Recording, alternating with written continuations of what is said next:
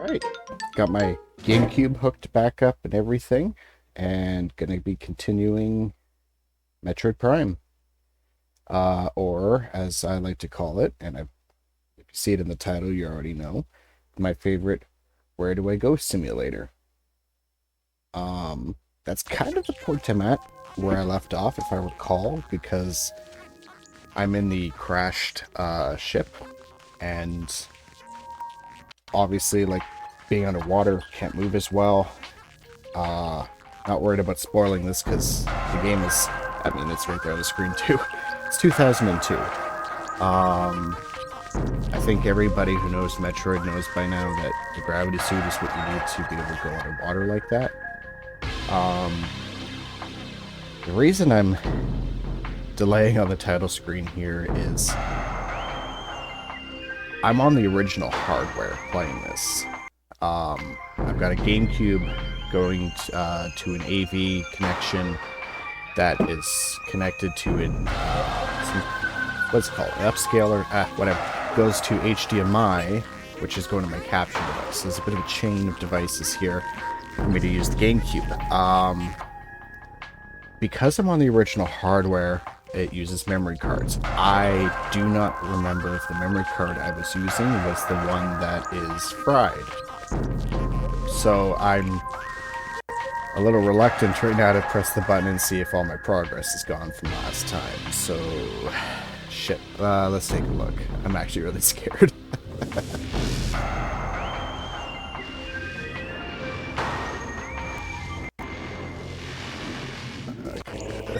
Okay, there. Okay, we're good.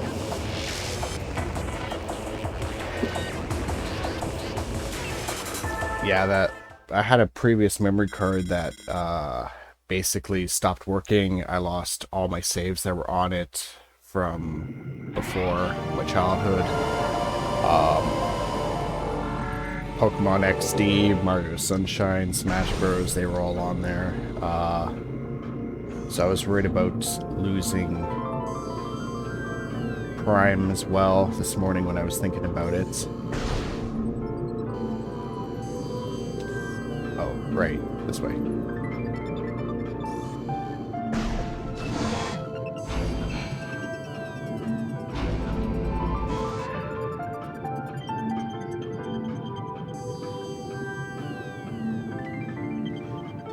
No, not this way. This is the way I need to be going, but I can't at the moment.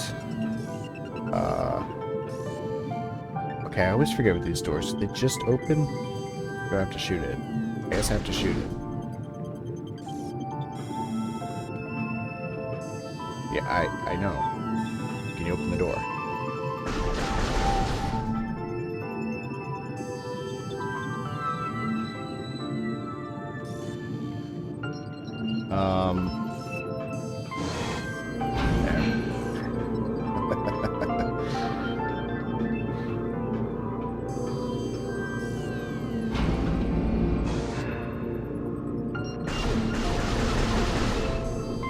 These are the only doors in the game that I hate. I absolutely dislike these doors. Let's just scan something to get this open again.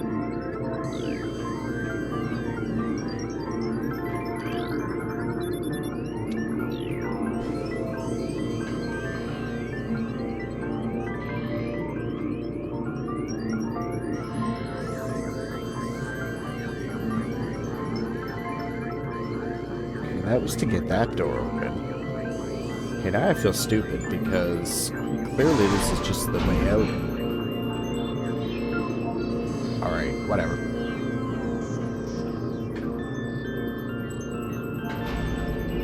Either way, though, these doors are infinitely better than the one in Prime 3, and I'm going to be probably complaining about those a lot when I get to that game. Don't think I can jump that one. So I may have mentioned it in the previous stream, but just in case, for anyone who doesn't know how these games are made, I'm pretty sure that the doors are, what's that sound?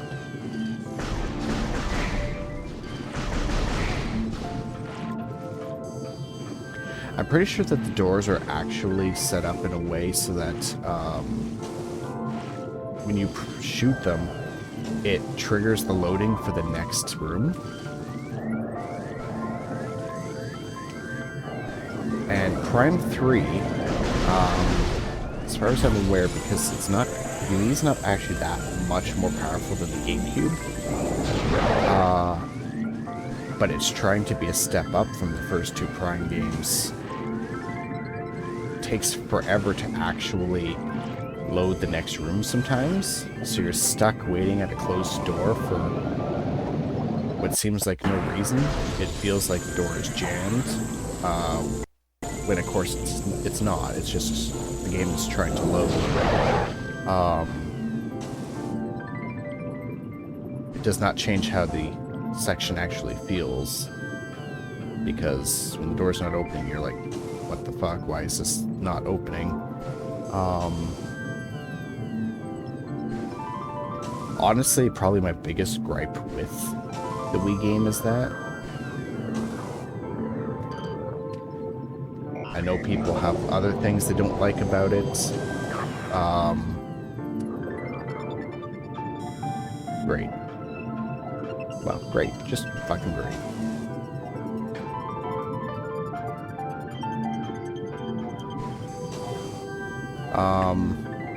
People complain about the story a bit, the non-linearity of the, well, not non-linearity, but just the map layout, how all the areas are separated by ships, landing zones instead of elevators, blah blah blah. None of that has ever bugged me about the third game. In fact, the third game is probably maybe my second favorite in the trilogy, after the first one. Could just be nostalgia.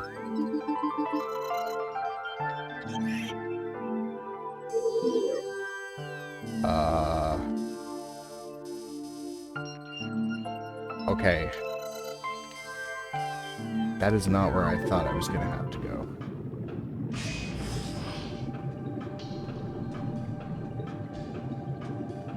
I'm still debating turning the hints off, but again, just to kind of like streamline the stream and make it through the trilogy at a reasonable pace before Prime 4, I think I'm still gonna stick with it being left on.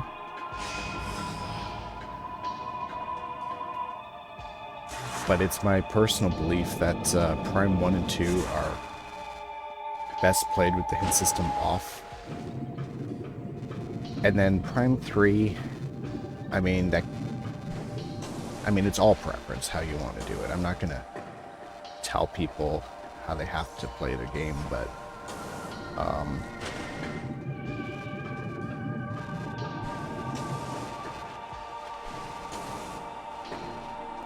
okay, so this I want to mention, because it's not going to look like it to you guys.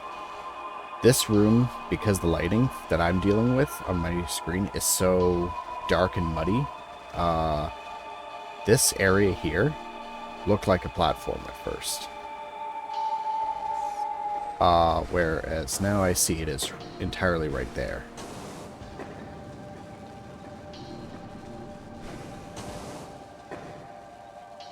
I am kind of looking forward to Prime 2, because I believe the lighting is actually overall just lighter in that game versus this one.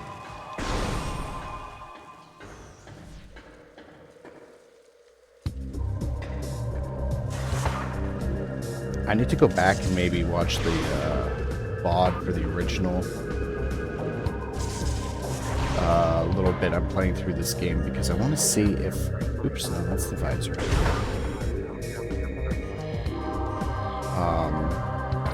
I want to see if it's actually this bad for you guys as well. I don't believe it would be. But in case it is, I'm going to be honest with this. How much I could do like that?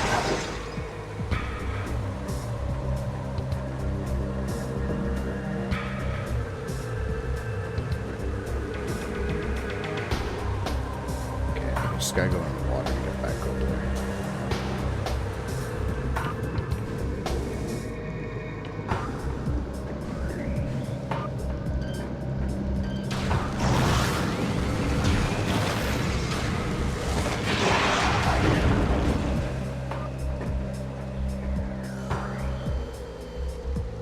Oh, they actually just bail out. Okay.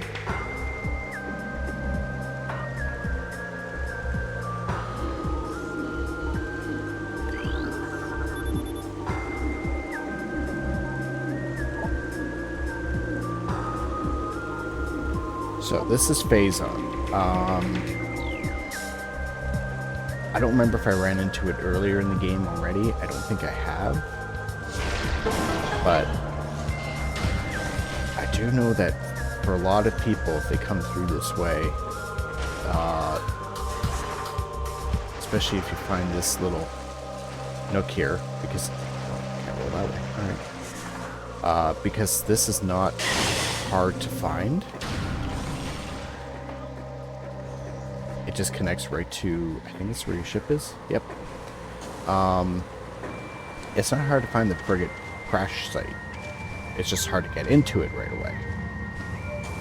And for a lot of people first exploring the game and not sure where to go, they'll probably stumble upon that.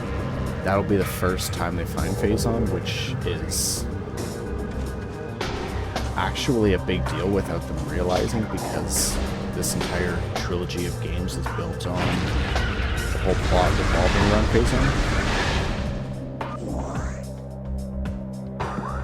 Okay, actually, I need to figure out how to get to the either the drifts or the cavern. Okay, that goes to the cavern. How do I go right back to the drifts? Shows our ruins. Reactor core. I don't think there is an elevator that goes from... Oh. No, I don't think there is. Wouldn't make sense. That's way over here.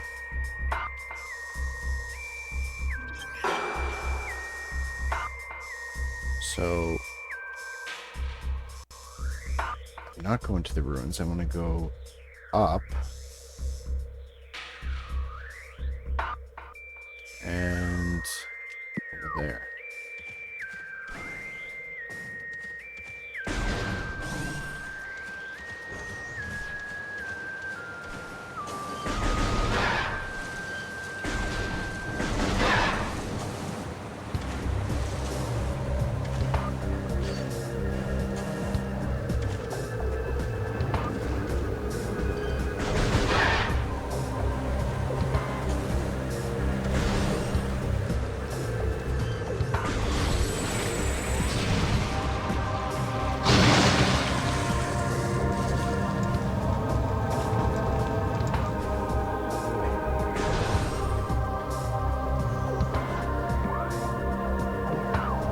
It's just the bottom of the room. I think I can ignore these guys, just go right past.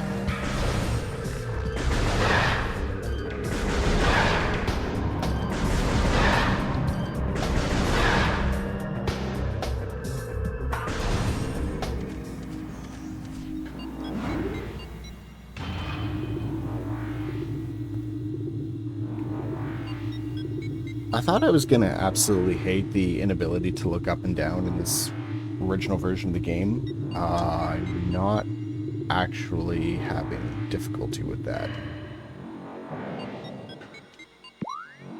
It almost doesn't feel like it matters very much. Okay, I want to go to the left, and that'll take me out to the drifts.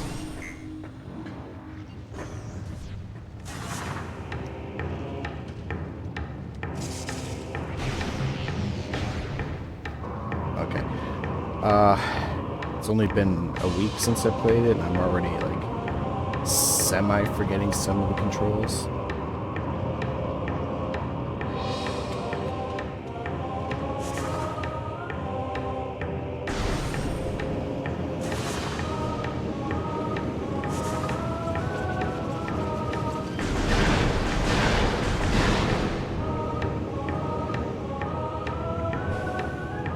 And I'm gonna be honest, I looked it up because it was bothering me with the Chozo artifact scans, not being able to scan them all. Turns out that just a lot of them are not available to scan to progress further in the game. My guess is that's some kind of attempt to prevent spoiling certain areas.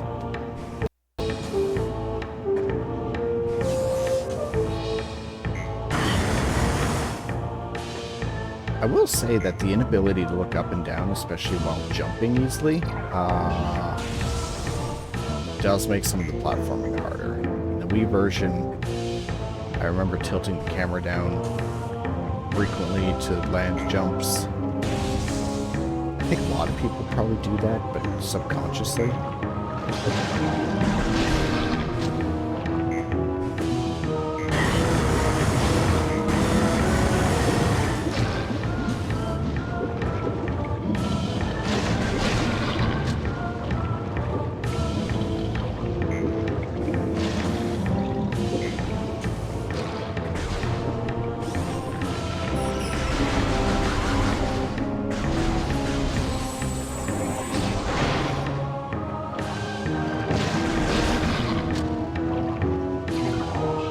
I do find myself, like, kind of going back and forth on my feelings about it a little bit, because it's not like there weren't FPS games on the GameCube before that had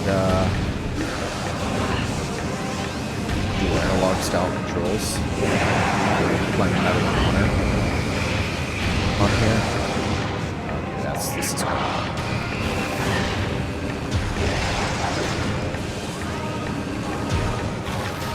That game pretty much played exactly like on the PS2. You know, the C-stick was your aiming, your main stick was moving around.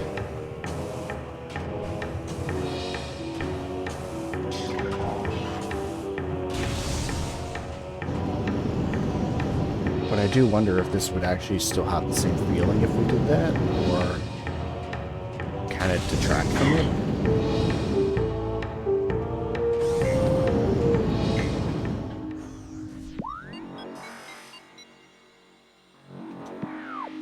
I am going to use that save door just while I'm here. Not like I die very often in these games, but just in case.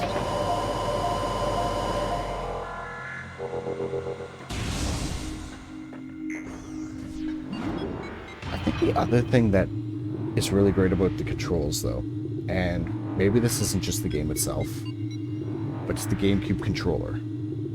I honestly believe that the two greatest types of controller that have ever been made are the GameCube controller and the Xbox 360 controller. I know some people will be like, oh, I like the PlayStation one. That's preference.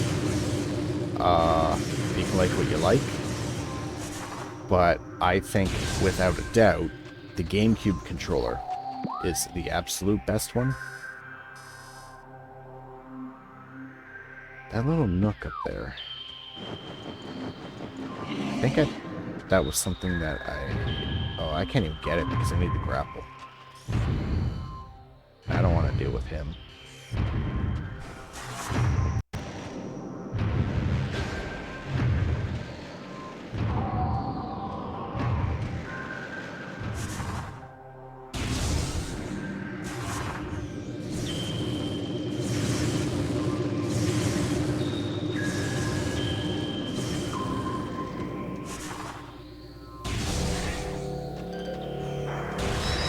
I know a lot of people who also say the GameCube controller is probably the best one. There's just something about the design of it. It's perfectly ergonomic. It's just simplistic enough.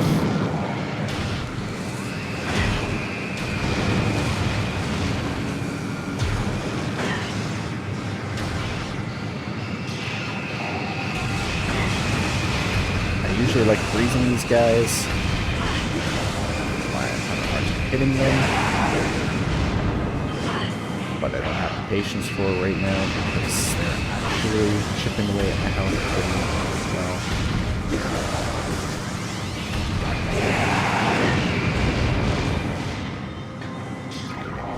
Can I hit the last one with this now?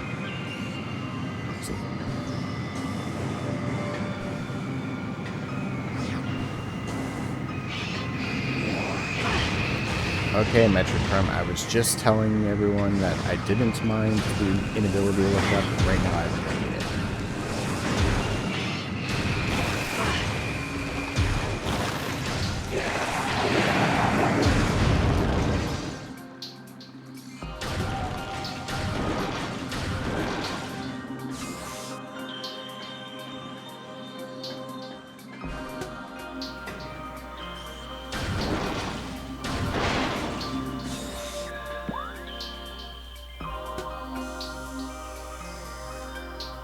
Okay, where was this gravity thing? It's over there.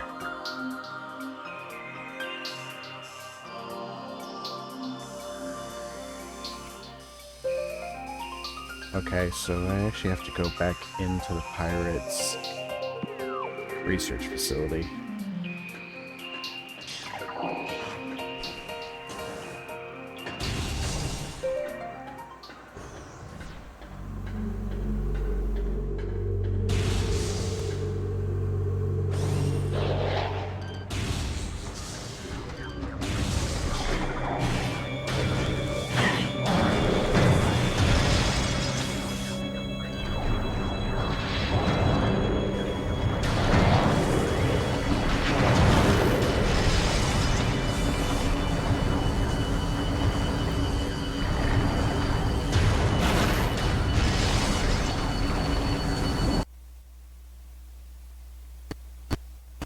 Oh, there goes the game sound.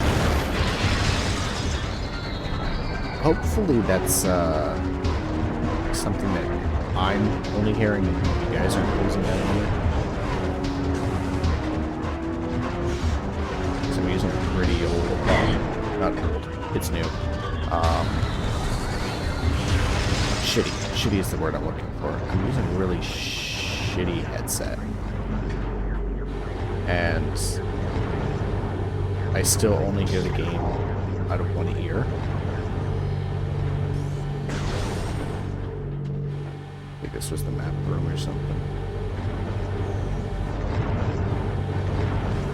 And I'm pretty sure when the sound goes like that, it's something that only I'm missing out on. I think the game capture is still going to OBS, but I don't think it's coming from OBS back to my headphones. At least I hope that's just the case. I'll find out when I start using the better headphones. My mod and best friend, Plain Jim, dropped off a new headset, and I haven't hooked it up yet because I'm an idiot. I should do that. I don't know why I just said, okay, this is what's hooked up today, let's just keep using it. Probably not the smartest move, because again, these things press really uncomfortably on my ears in a way that it makes it hurt to wear glasses after a while, which I unfortunately have to do.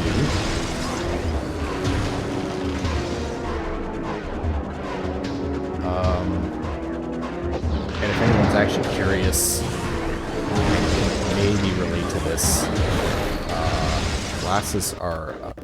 the headphones are a... What is this? They're the ones that came in a box set. Red Dragon. It has a mouse pad, headphones, the keyboard, and a mouse.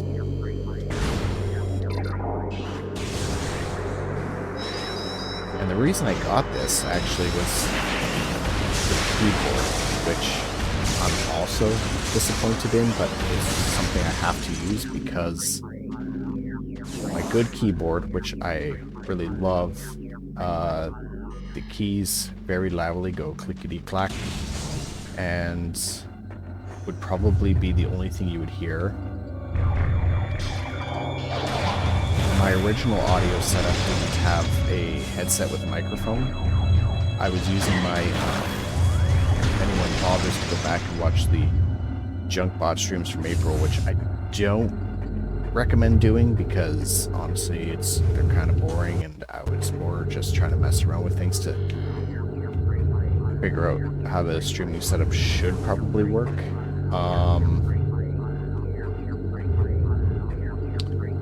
Where do we go? How do we get up there?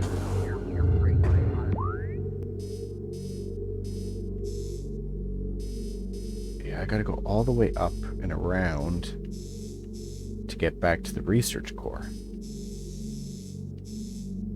Which sucks, because I know there's an artifact up there, and I still can't get that without the plasma beam.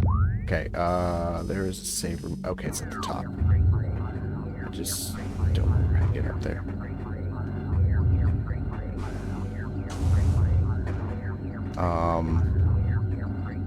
Yeah, so my original setup had my microphone that I use for music stuff. And it's sitting on a mic stand beside me. It's kind of honestly the setup I would rather be going with. Okay, the platforms are lit up enough. I don't need the thermal visor, because honestly I don't think the thermal is helping much. Can't get high enough for that.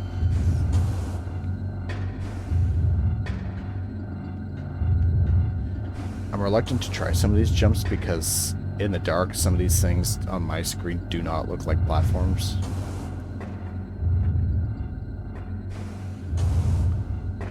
Like, I see a blue line, and I couldn't tell if that was on the wall or if it was actually jutting out from the platform.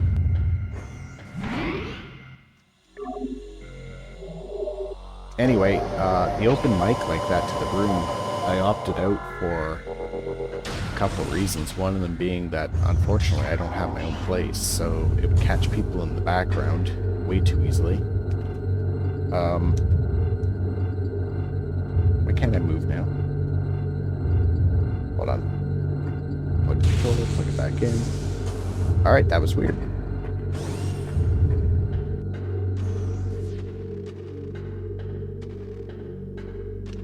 But anyway, because that was the microphone I was using at the start, I had swapped out my good keyboard for the shitty Red Dragon one, which I've used for the better part of a year now, so unfortunately I'm also just used to it.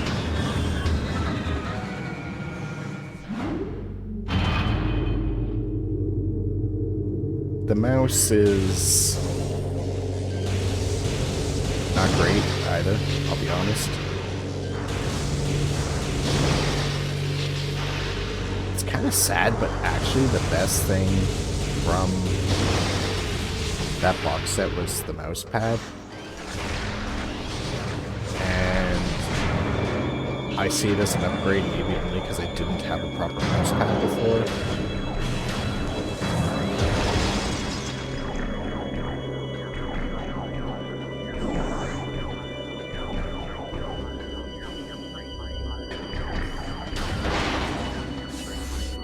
I don't think I'll ever really be buying a Red Dragon product again. I'm not thrilled with it. You know, there was a bunch of things that came in that box, and I'm disappointed in all of them. I know that's like a discount box, and maybe I shouldn't be judging it too harshly based on that, but if you're starting out in like gaming, you just need stuff to connect to your PC, sure, whatever. It's a good cheap way of getting a keyboard and stuff. But you know what, they're marketed for gaming, and I honestly just don't think they're that great for even that, so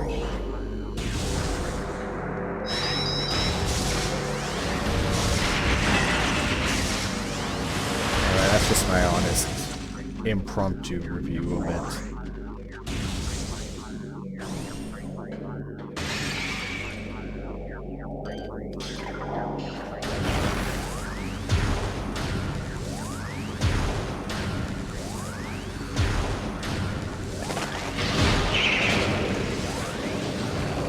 Well, I will say that the, oh, wait. Okay. I think that's the classic way you're supposed to do with Metroids, is you freeze them and missile them.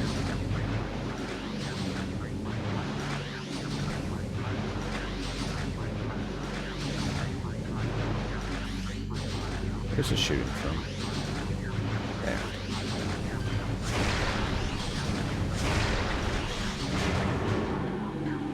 Okay, I'm gonna go down this actually semi-cautiously. Because I have this weird feeling that if I were to just jump down the middle, I'm gonna get blasted by a bunch of turrets, and every Metroid in the room is gonna come out all the way down.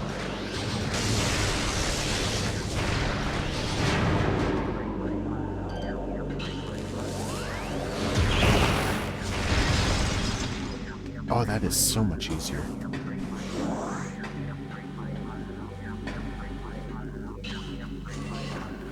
I do very much appreciate, though, that the Prime games don't make them ice beam necessary to beat Metroids. It definitely helps.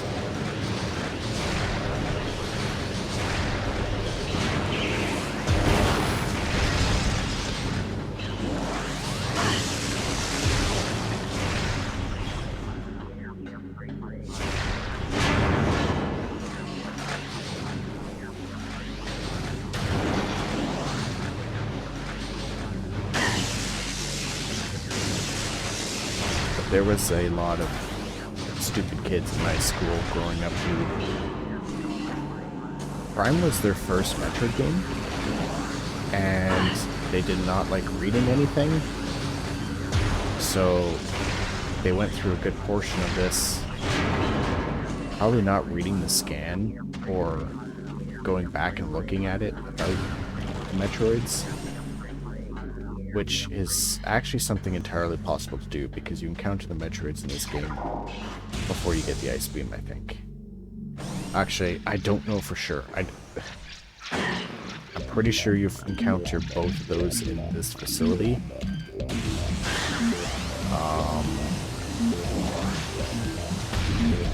And I don't actually know for sure which one's encountered first. So maybe I should shut up about that.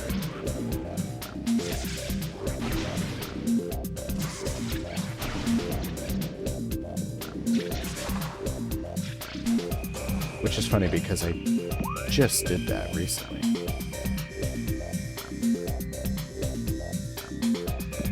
Okay, this looks like it's going to be nothing worth the effort to go up here. Okay, that has to be melted.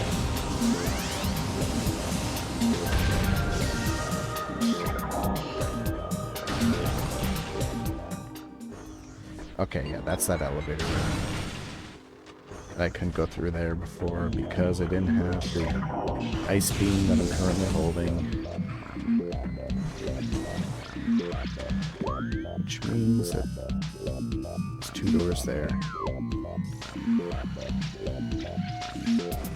I'm just gonna jump down. Hope for the best.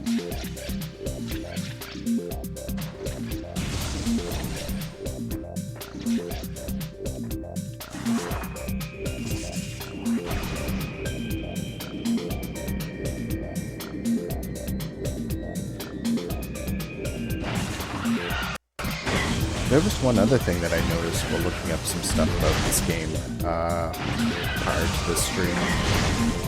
One of them was that boss fight, that plant-like thing that was in the sun chamber in there. Ruins. I didn't realize, because I thought the soundtrack actually just sucked for that boss fight, because it was a short loop. Apparently that's not supposed to happen.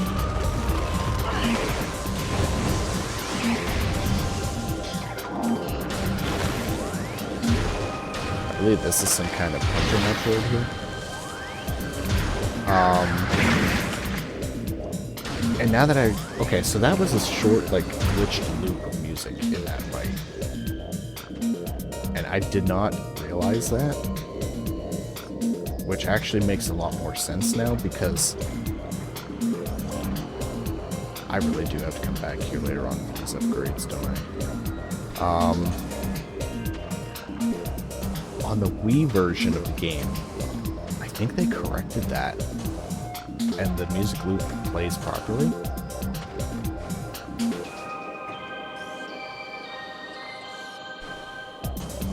Okay, that's not the platform. Can I just make the jump? I can just make the jump. I'm an idiot.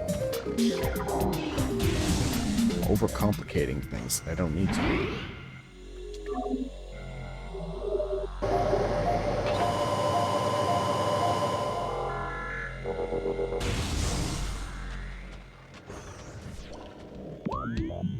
Alright, so clearly I gotta be going left somehow.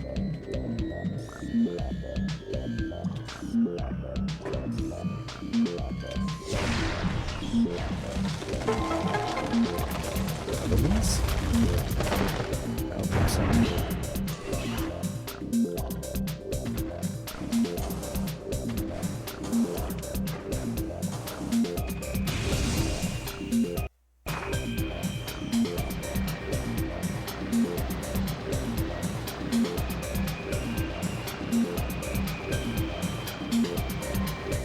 I will say, like, technical limitations aside, you know, like resolution and that kind of thing with GameCube, visually this game, I think, is still incredibly impressive.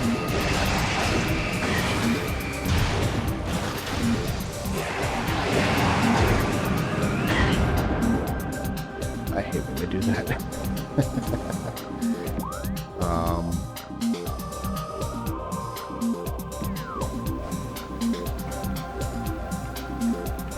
I'm very interested in playing the remaster of this someday. Okay, I need to grapple. I think this is maybe why they do the artifact hunt at the end, because it not only forces you to go back to the map, but it makes you get, or at least hopefully obtain, a bunch of the items that you wouldn't remember to go back and get. I can only imagine there's a lot of people that are going to go, hey, I need to go backtrack to this particular spot when I get the grapple. That's it.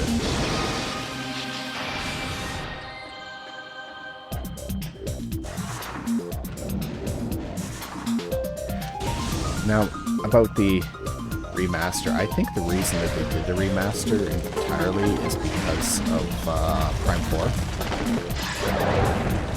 I think it was to both build hype for it, but also and missile expansion or just missiles? Just missiles.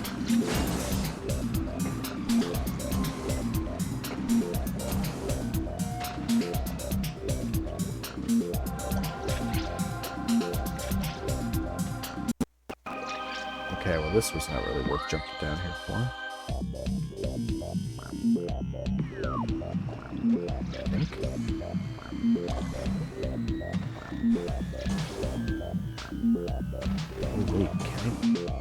Okay, no. I slide down that.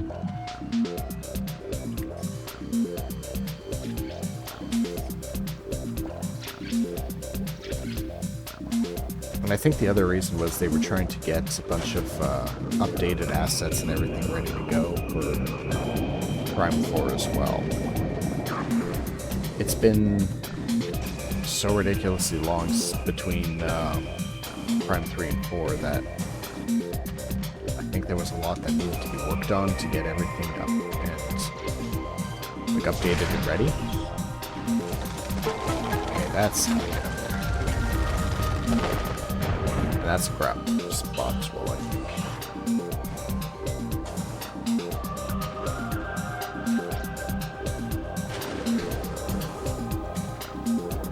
So to kind of justify the extra time, maybe. You know, if you put out Prime 1 again, which most people will say is still the best one, then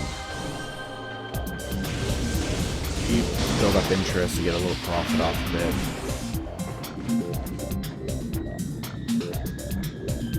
You finally get a first-person Metroid game on the Switch.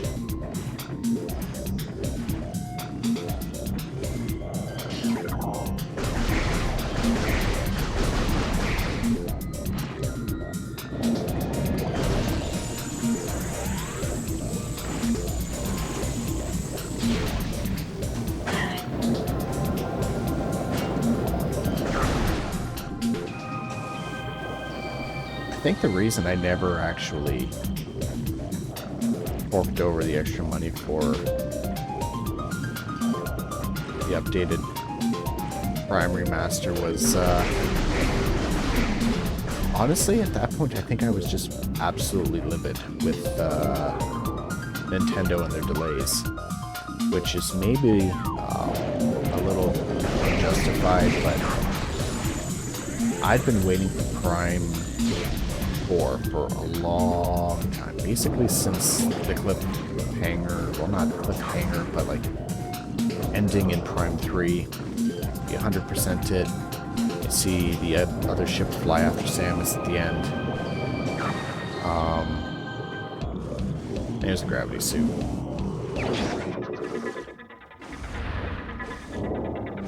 And now that I'm in this tunnel, I'm actually remembering, like, feeling this was a really stupid spot to find the gravity suit. Because it kind of feels like arbitrarily just tucked out of the way in some kind of random cave. Why is the suit here?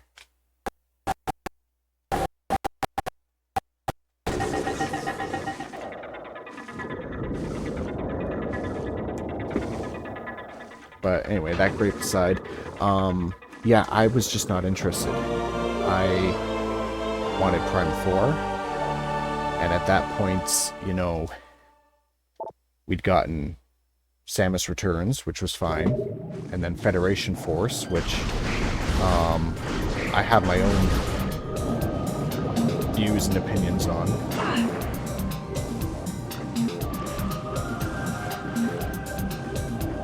And then Dread. And Dread was actually fantastic, but again, it was not Prime 4. Now, the thing is with Dread is I was able to kind of, like, forgive it a bit, because at that point, you know, we knew we were getting Prime 4.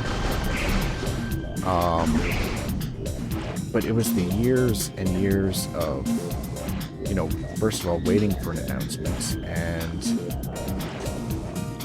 then after the announcement, getting no updates, no idea when the game is coming out, and then finding out development had restarted. I don't want to get back out of this window.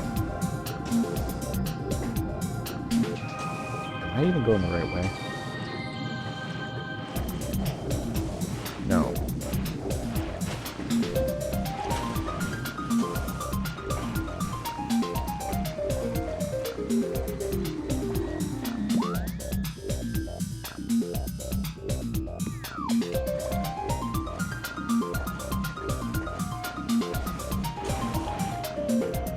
So yeah, I was just absolutely beyond frustrated. There was almost nothing Nintendo could do to make me feel better about any of the situations. And only Prime 4 was going to be what made me happy. So I had no interest in Prime Remastered when it came out, because I was just thinking to myself, like, I don't want this. I want the new game. I played Prime over and over again on the Wii. So bugger off with that.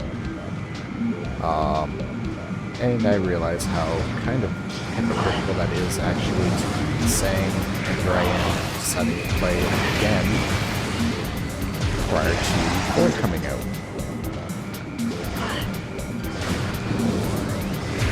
Now, Federation Force, just because I can't mention that, can I bring that in?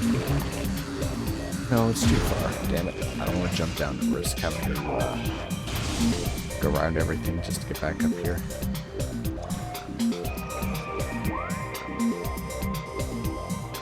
That bridge almost, like this, almost looks like something I could shoot down. Nope.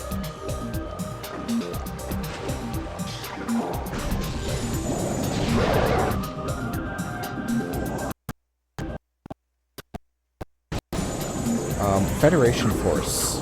So here's my opinion. First of all, it definitely came out at a horrible time. Like I said, a lot of people wanted Prime 4, and there was a Metroid drought overall.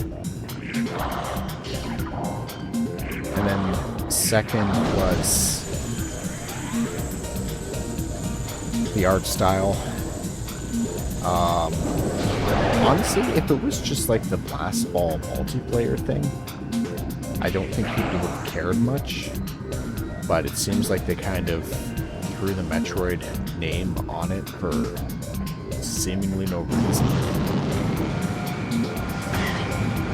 And you ended up with a game that was not bad by any means, actually. The campaign was fun, but it's not a Metroid game. But I also am not one to really care about, like, game formulas. I like when things get changed up a bit. And it was a spin-off. So, as a spin-off, none of this bothered me. Oh, excuse me. None of this bothered me in the slightest. I think what does bother me now is how insanely difficult I find the game to be 100%ing it alone. Because to maximize your points, there's some kind of like, for anyone who doesn't know, the game has like a system of like upgrades that you put into your mechs, because it's a stupid mech-based combat thing.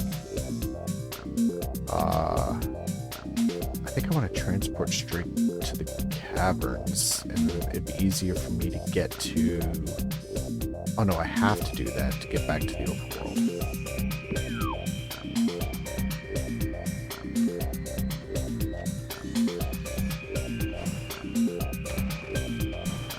Anyway, one of the chips that you could use to upgrade your mech was basically a power boost when you're playing single player as a way of attempting to balance things a bit better. But you got a significant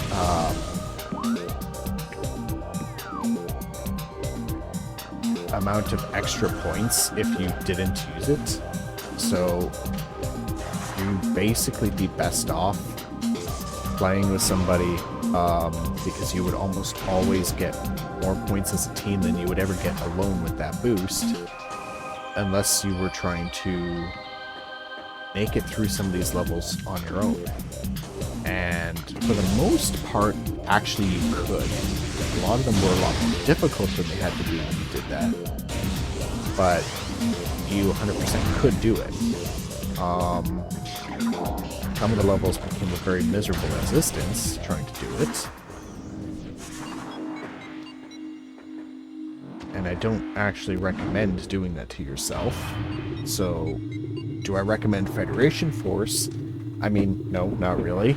I don't think you're missing much with it. The only thing you seem to be missing is maybe the ending where it shows Sylux getting a Metroid egg, which seems to be something leading into Prime 4, but I would suspect that it's probably a minor enough issue that no one really cares about it anyway. Can I get up there now? I think that's out of my way, but I want to see what's up there.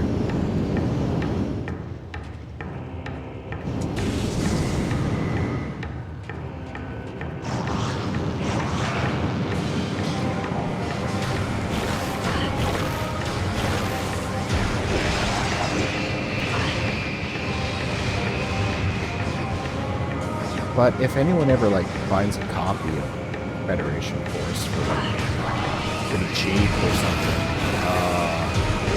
I mean, give it a play. It's not horrible. The level variations are actually quite nice. There's interesting little things that are in it.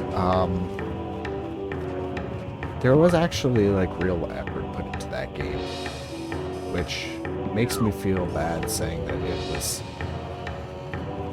essentially trash, because it's not.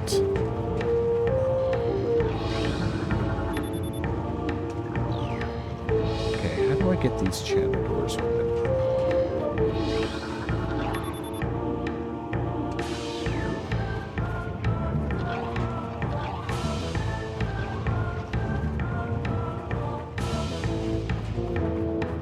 I think I have to get the channel doors open in order to do. There's probably some kind of like health upgrade or some shit in here,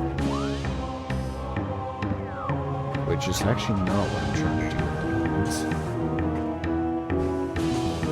But if I see the solution, I'm gonna do it.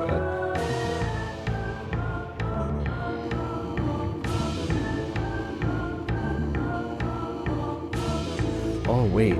Said it's not receiving power, and if I'm going with the logic of how we can power things,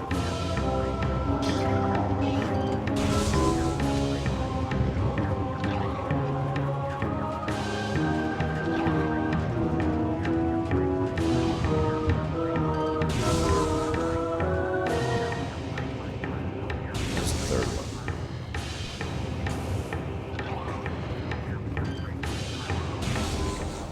There we go.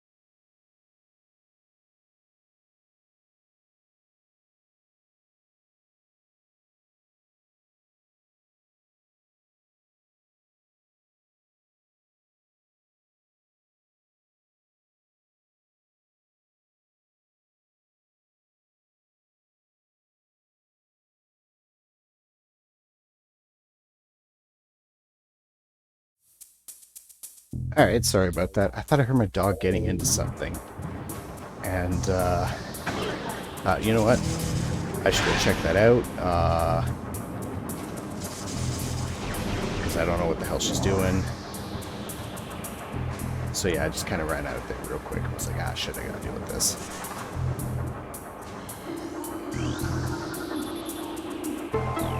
I was debating doing the entire Prime series and not just the trilogy before Prime 4 comes out, but at the moment I don't really have the means to record DS games. Ooh, no, what's the other one?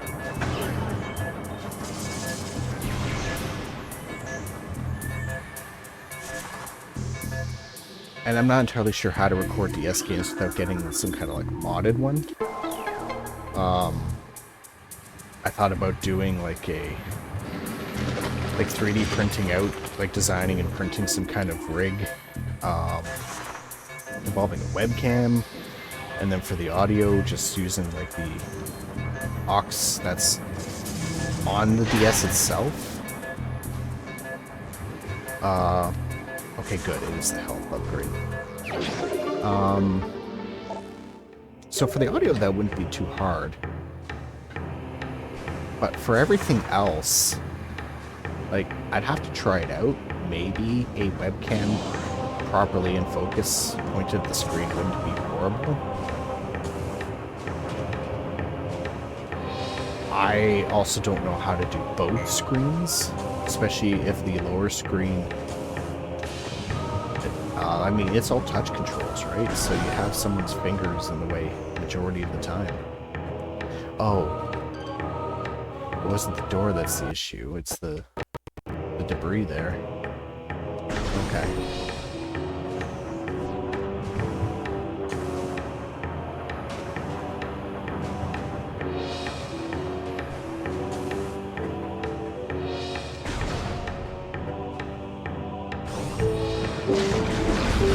But you know what? Like, I'm not really that worried about playing Federation Force right away again, if at all. I mean, I finished it once, and I'm not really too motivated to do it again, especially knowing, like, I can't 100% it again anyway.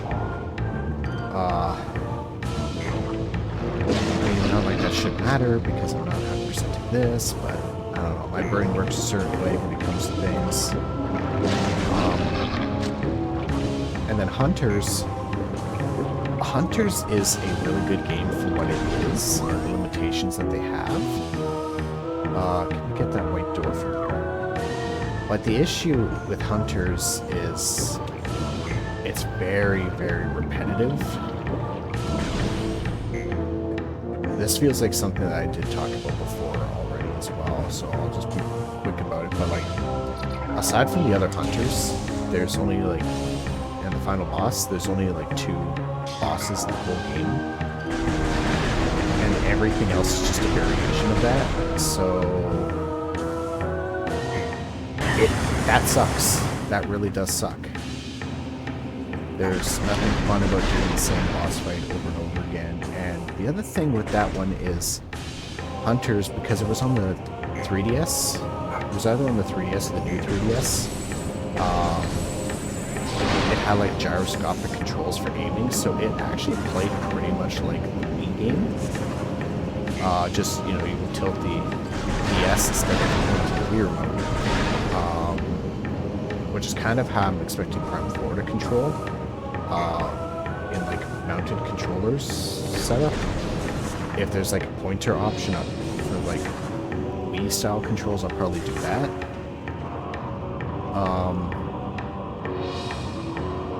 Hunters, though, used the DS's touchscreen for aiming, which sounds great, and it is, but I have spent so much time... But wait, is this the right one? Overworld, yes. I spent so much time with dual analog stuff growing up that I hated the idea, so I went to the control options and changed it so that the, I think the A, B, and the X, Y buttons on the right side of the handheld would be the other controller, and the control pad on the left, of course, was still movement. So basically the touchscreen was used for weapon selection and the map and stuff, and then the trigger was still to shoot and everything. I think the original touchscreen controls had it so like A was to shoot, so everything would be like on the front end of the console. I think. I don't remember that part, but it's the touchscreen itself that it's not that I couldn't get used to it, it's for some reason I was so opposed to it that I didn't even give it a proper try. And now I'm not so sure that I would be able to get used to that. The whole game would feel weird to me because, although I'd probably be better, it's not the control scheme that I used.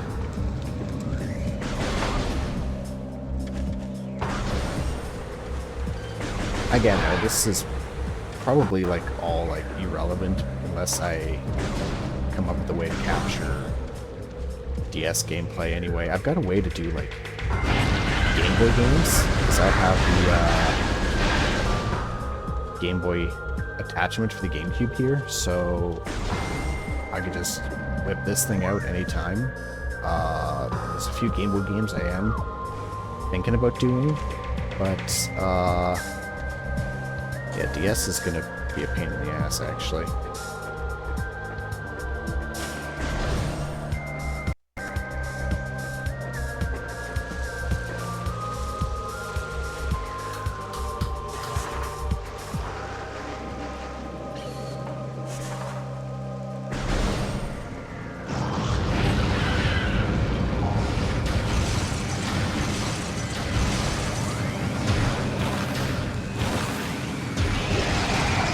I used to hate the ice beam too. I used to never use it. I always thought it was way too slow and clunky.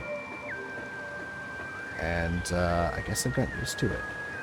Now, I'm hoping that there is a way for me to be able to just jump up there from the water here.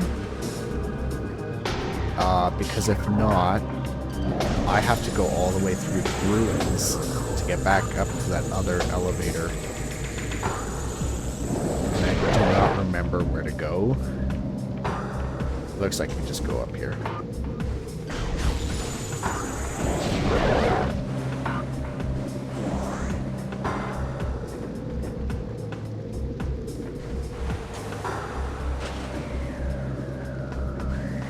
Wait, can I? Oh no. I don't think I can, actually. Oh, that's not good. Yeah, because I can't jump up from in here. Oh no.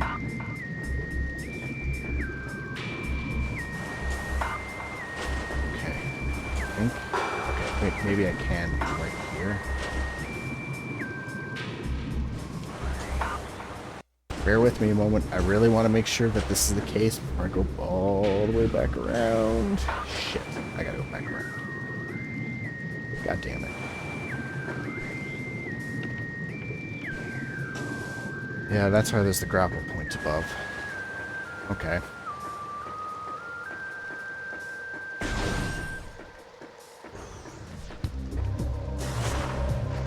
I do remember the gravity suit trek of having to go back through everything was the worst one to get, actually.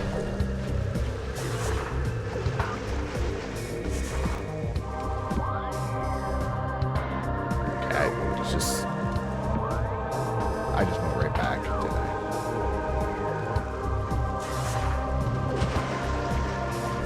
I? Yeah, there's 2 treks back through things in the game, and the gravity suit is one of the longer ones.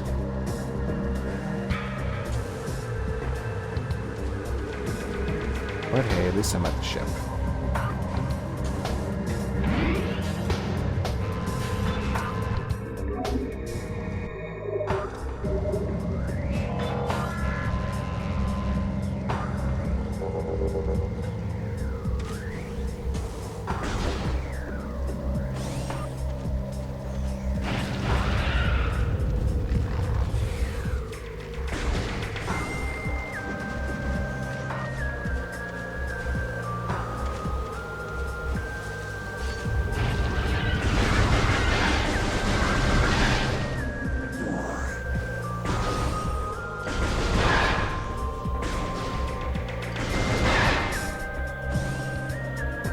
I don't know why I'm trying to get all the health. I have full health.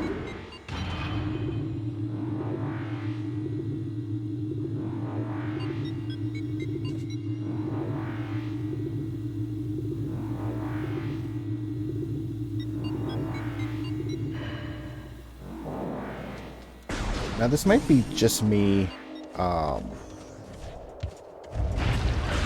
to find patterns where there aren't patterns, but now that I've seen this, it's gonna bug me if I don't get it. I feel like Metroid Prime, like this first game, is almost kind of like a...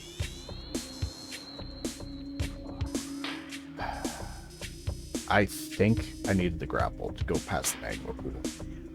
So I'm not going to do that either, because then I think that's actually the way back out there. Metroid Prime to me feels like a attempt at a 3D version of Super Metroid.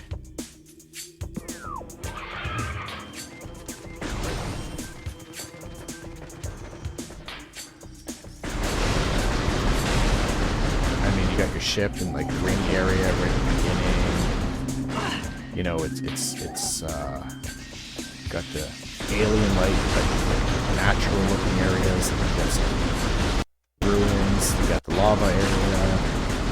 You got a crashed ship in both games. I don't know if that was intentional, like that's what they were going for, but that's just kind of how it feels to me. Oh, this is me.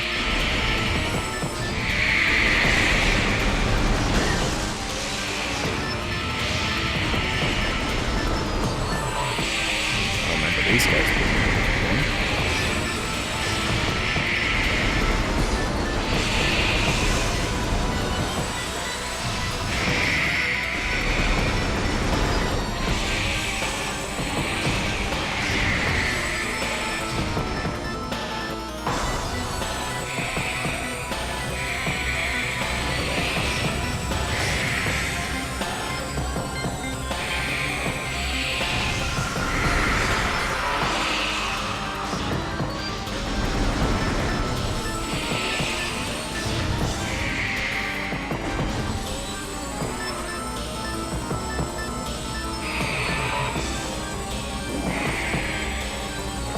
I don't know where the hell it is right now.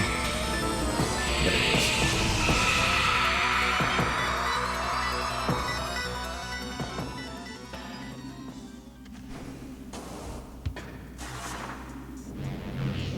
Well, that came out of nowhere.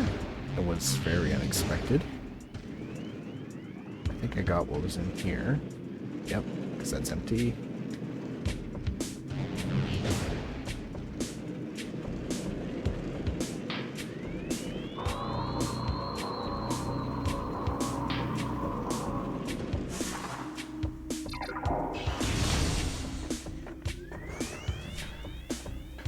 Now, I think in here, this is the direction of the Wave Buster. So the real question I have right now is, what is that? And I think it was something I needed the gravity suit for. Yes, it was. I did not actually remember that was the case. I was just looking at the map before. Oh. Okay. I was hoping actually for a missile upgrade, but I will accept this.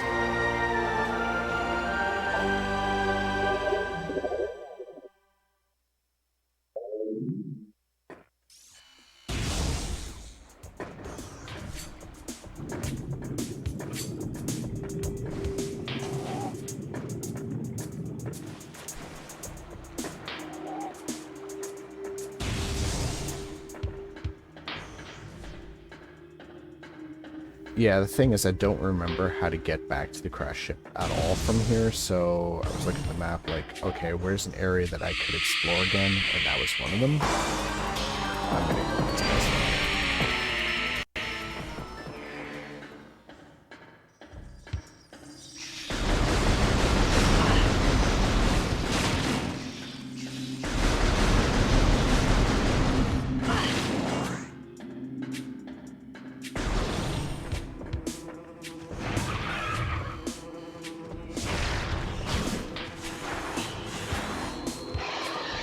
Pretty sure I should be able to break that.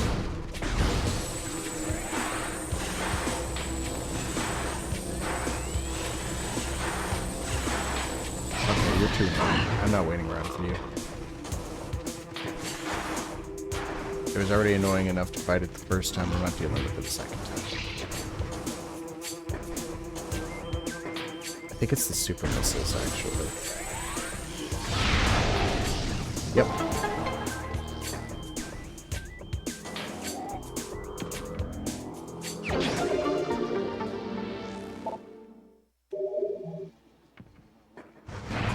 One of those things where scan everything and you'll see it. For anyone who's wondering how the hell I knew that.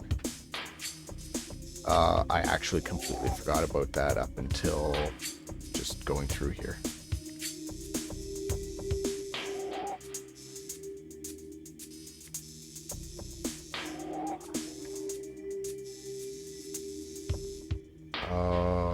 Okay, it's out past the furnace where I gotta go.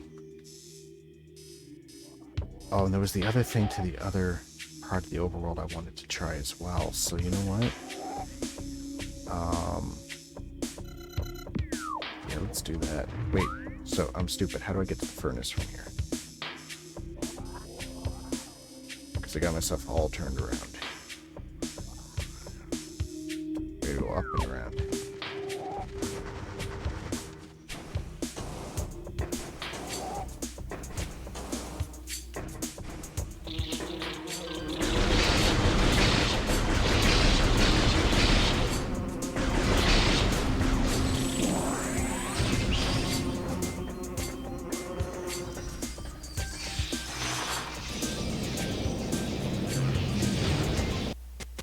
Oops, they just stayed in the ball.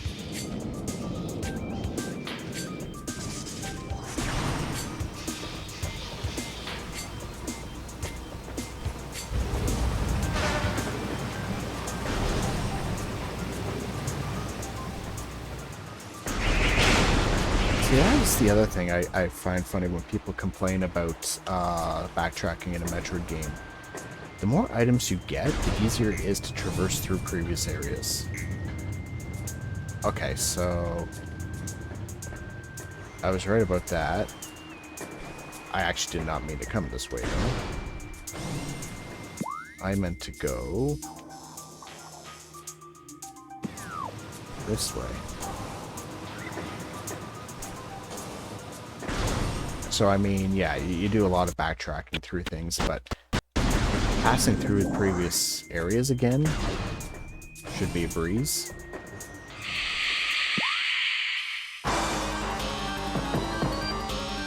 So it's the door with the cross from here. But I have the feeling... I thought it blocked the door. It didn't lock the door. Alright, well, if I don't have to fight them, I'm not going to bother with it. They're actually really annoying to deal with.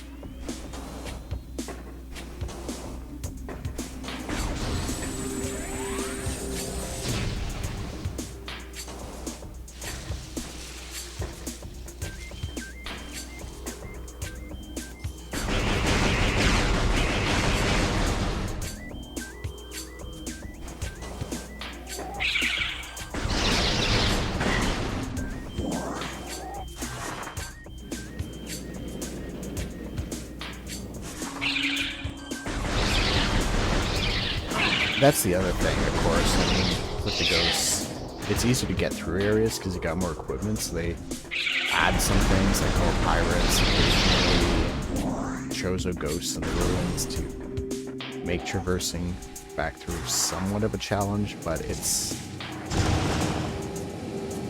Honestly, sometimes I feel like those hindrances actually kind of hurt progression a bit, because at that point you're specifically trying to just blast through things quickly and get to where you're going.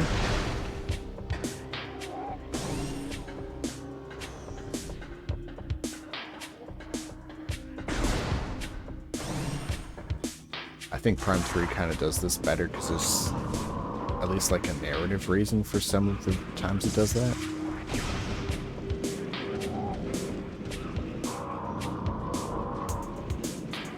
I don't feel like Prime 2 does that actually as much. I know it does do it. Nowhere near as egregiously as Prime 1. It's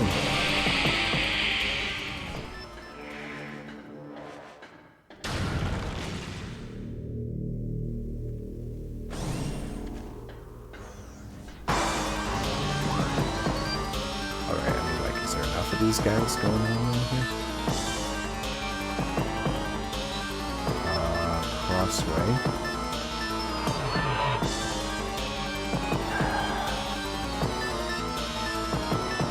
They have a white door there that I haven't been in yet, and I kind of want to check it out, but at the same time, I also just don't want to deal with these guys at the moment. Oh, I don't know if there was a reason to bother with it then. It's kind of like a connecting route. Is there anything in here worth looking at?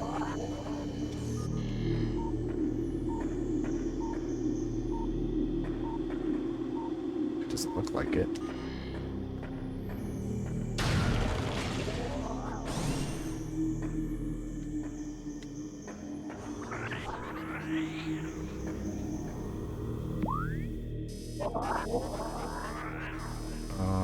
Okay. That just does not feel like it was worth the effort for. Well, it kind of was, because I gotta get up there anyway.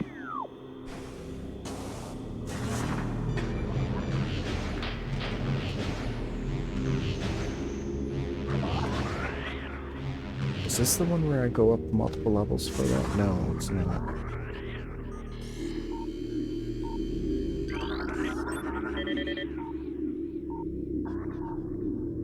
Okay, that is there.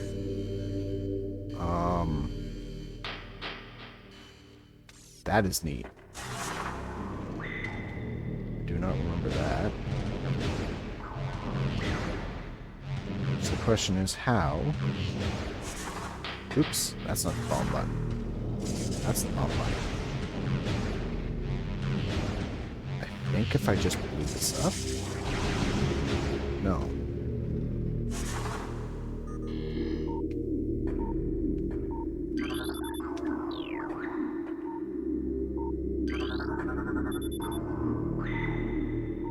Cordite statue. I don't remember what breaks cordite. I'm about to take a guess as the student is.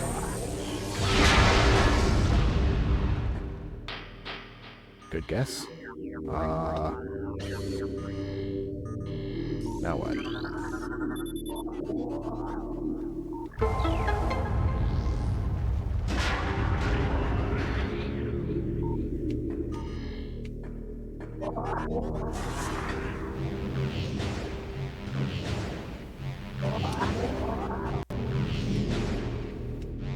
So that's the thing about Metroid, is that it's very good at hiding things and making it look like it's part of the world. It's also too good at hiding things and looking like they're part of the world, so as a result, something like that cordite statue didn't look like you could interact with it. I'm gonna have a hard time with this.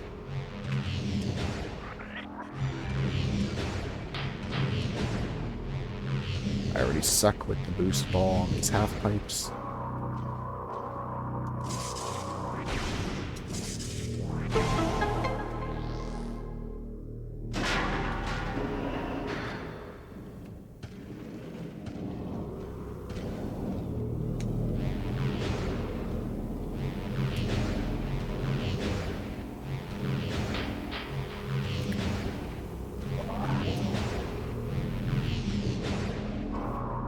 Okay, maybe not as bad as I thought.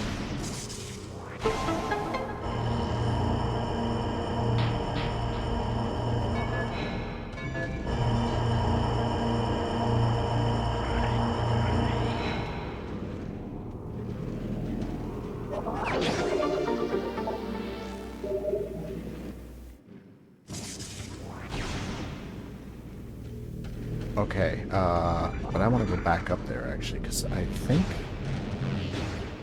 there could be something else.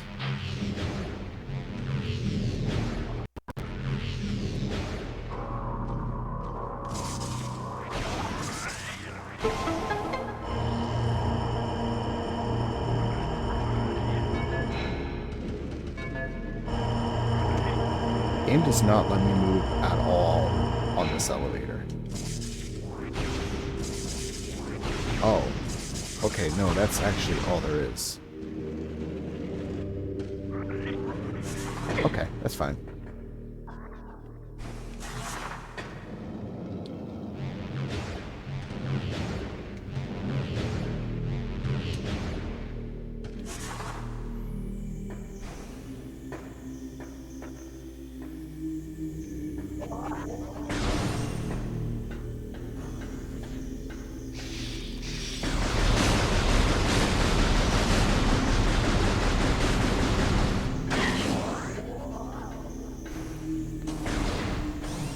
There's enough hidden stuff around that I have to keep moving past. I'm actually very much looking forward to the getting the grapple beam.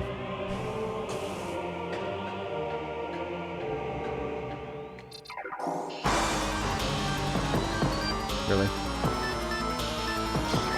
Alright. I'll just deal with it.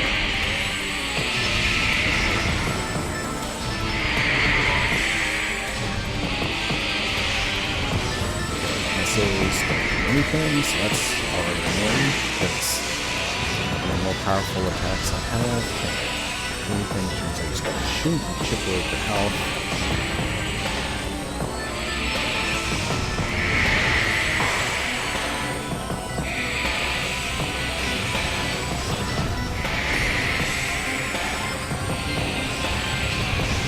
I know this is about to sound like I do a lot of complaining.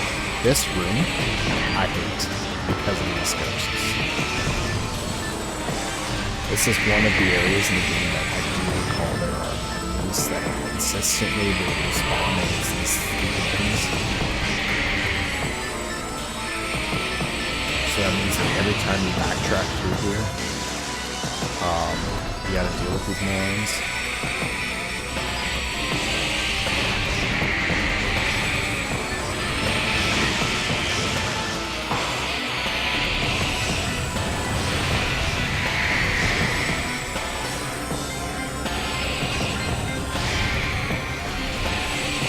Go stop. Nope. I saw that.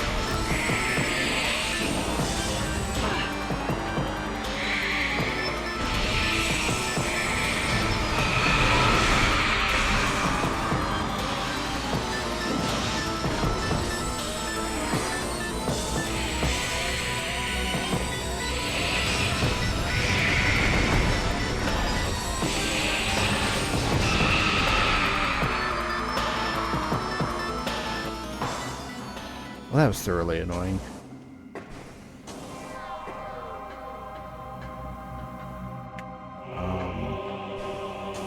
Okay, well. I want to try this out. So there seems to be one of these for each beam type.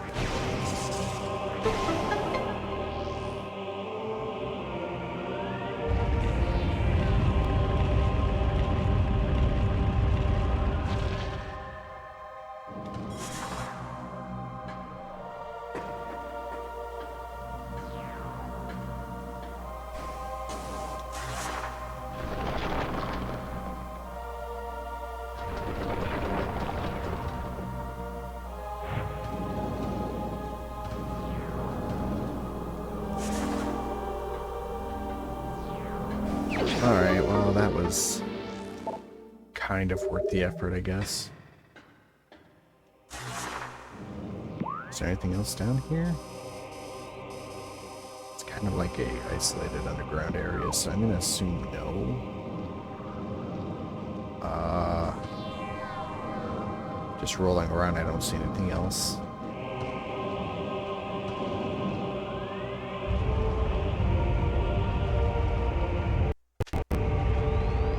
So that means there's probably some other upgrade in here after I get the plasma beam, which means I will have to come back and fight those ghosts again, which is really annoying.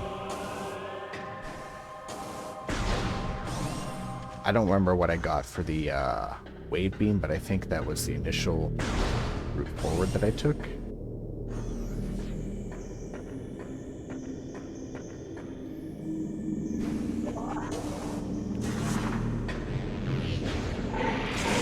Oops.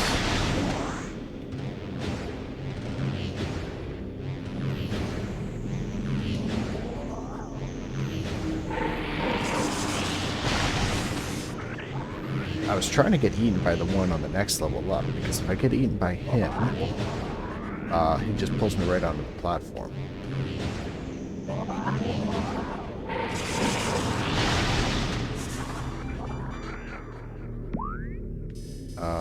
That's the elevator. Oh, it's also the safe spot. Okay. I do not remember which of these elevators it took to get to the Talon overworld in the first place to get to the ship. Since this has the save spot, I assume it's that way. So, let me try this one first.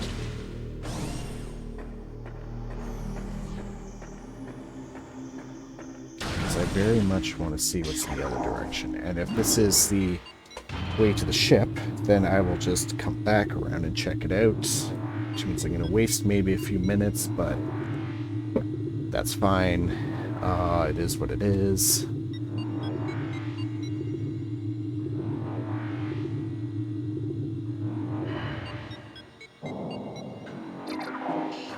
Map looks pretty empty. I don't think I've been here.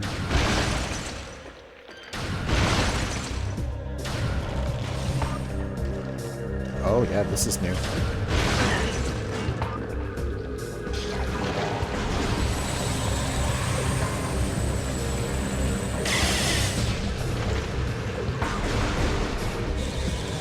thought I had to use the charge shot for that.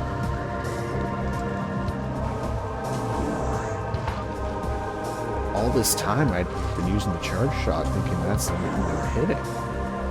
I guess not.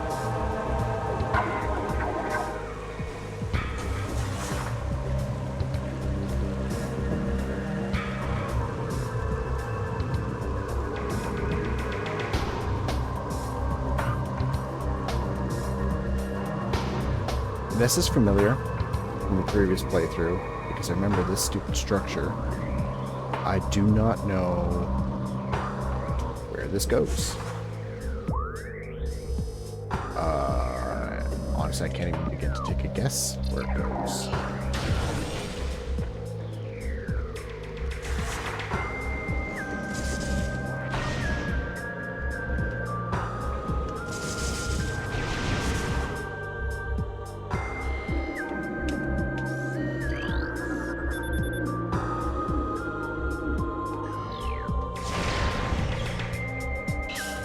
This should be easily breakable.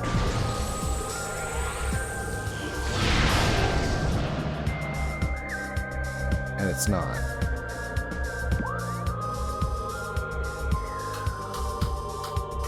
Which tells me that might be the way to the mines. And it doesn't want me in there yet.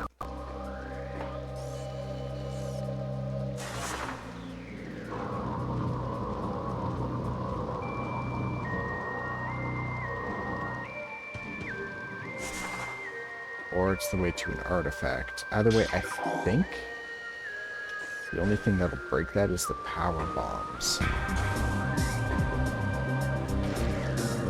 Where is that gray door?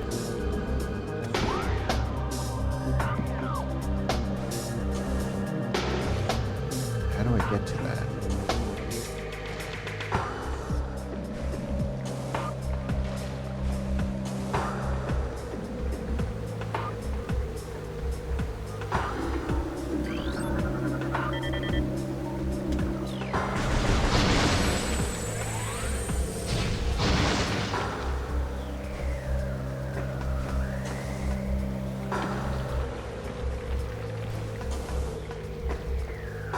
I don't know.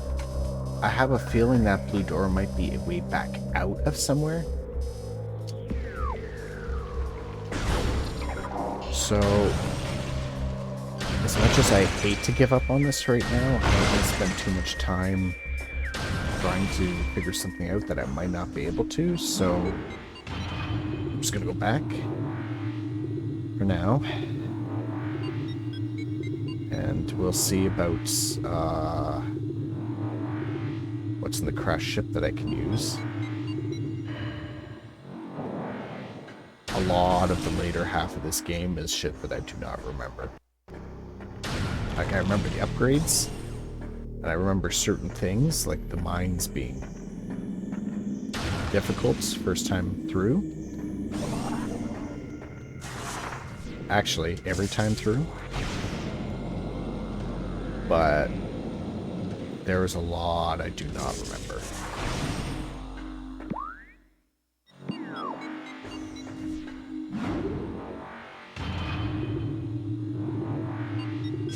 Basically everything up to the crashed ship that I did in the previous stream is all shit that I could reasonably recall. Like, I couldn't sit down and, of course, tell you, like, step by step how to get through this, but, you know, when you're doing it, it jogs your memory. I am not getting that at this point.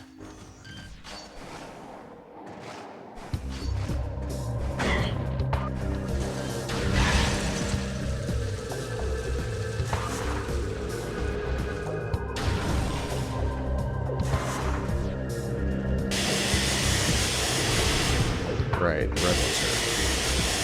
I'm just gonna power it.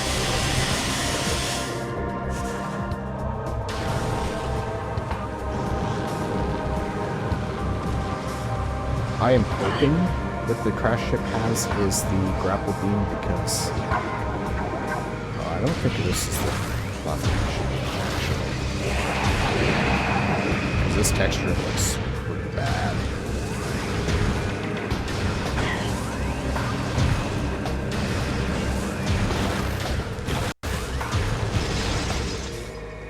Yeah, like right there, just, yeah, does not look, well, could look better. Could also just be like early 2000s jank.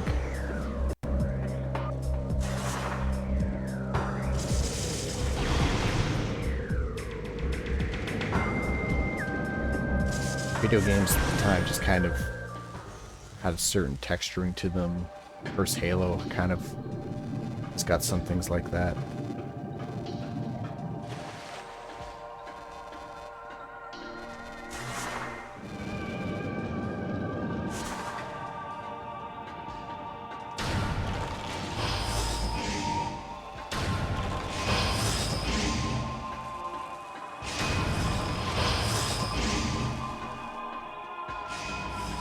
I don't know, this might sound weird, but part of me kind of wishes that the gravity suit wasn't a thing in a Metroid game. I kind of like the idea of the underwater exploration and being inhibited by it. Kind of like a claustrophobic, or not claustrophobic, what's that thing with water? I don't remember what it's called. But kind of like that weird feeling of being underwater and like you're limited, you're hindered. I think it would be fun to have a level like that, especially because it's not based on air. And I know that's a weird thing to maybe say to wish for a water level because people hate those. Zelda games especially. But in Metroid, I never felt like it was always the same issue.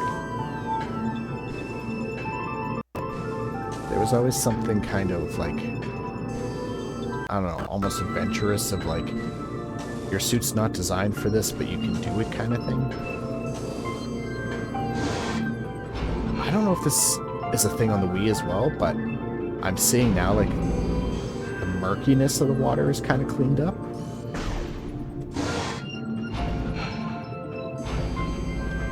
Which is, I don't know, is that specifically a gravity suit thing?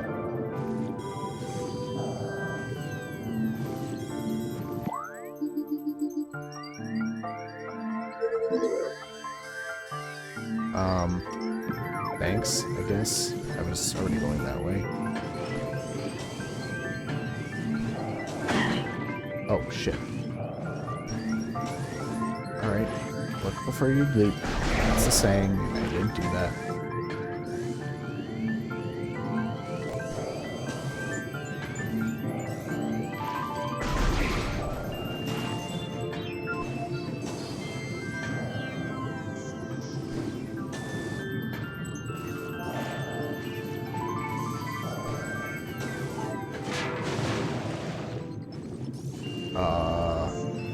Looks to be him.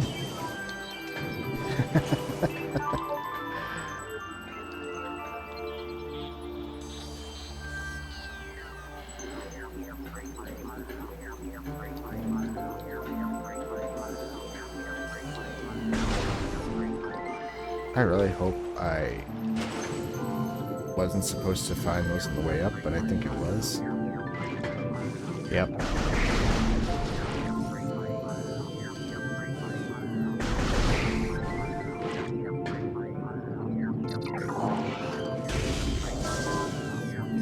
And of course, there's going to be more than one. Alright, I'm just going to go right back to the bottom and find him again from down here.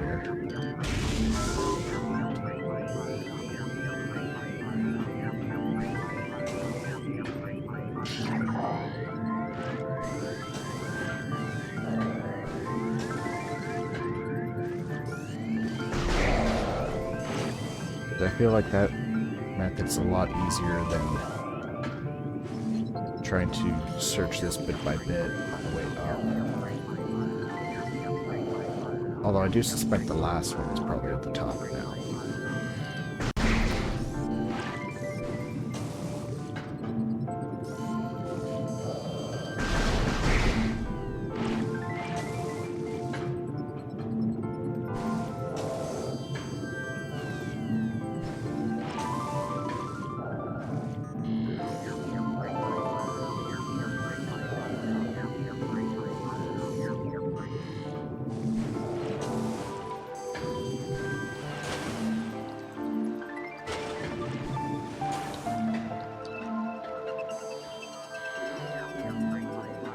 Yep, there it is.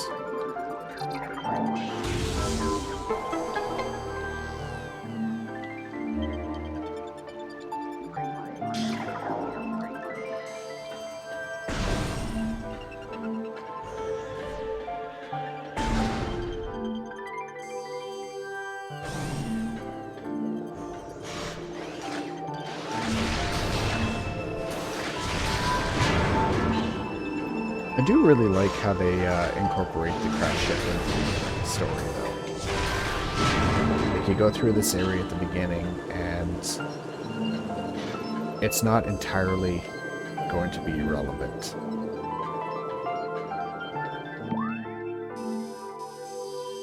Okay, there's nothing nice. It does feel like the layout is very linear, just like the intro of the game. Which, I guess if it's supposed to be the same ship, there's only so much you can do about that.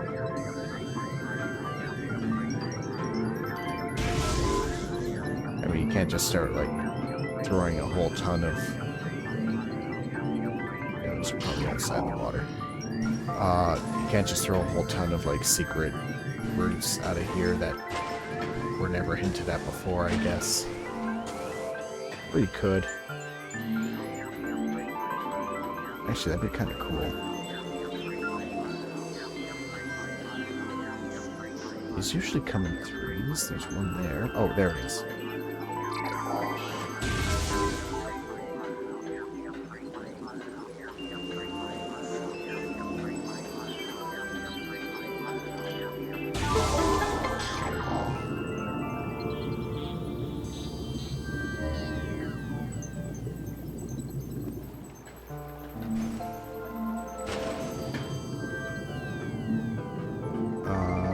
Where's the door? Where's the door? Oh, it's on this end of the room.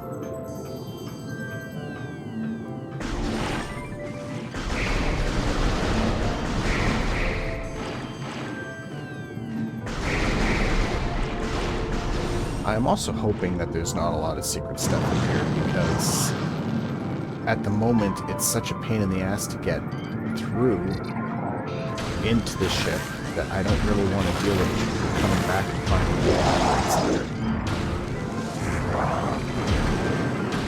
So, as cool as this section is to traverse through, from a narrative perspective, I just do not want to do it again with exploration.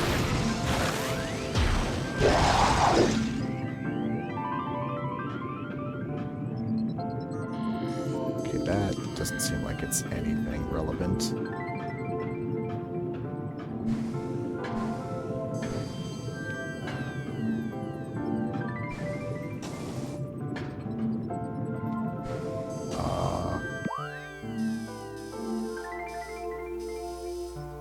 Wait, what?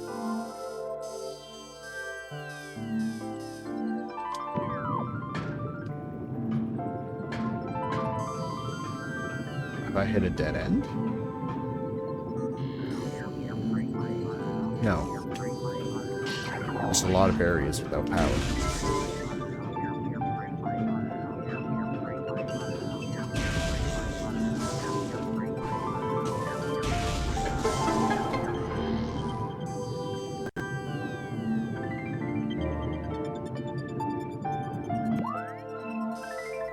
Oh, I guess the door doesn't bother to pop up on the map until you actually reactivate it, because it's not a functioning door.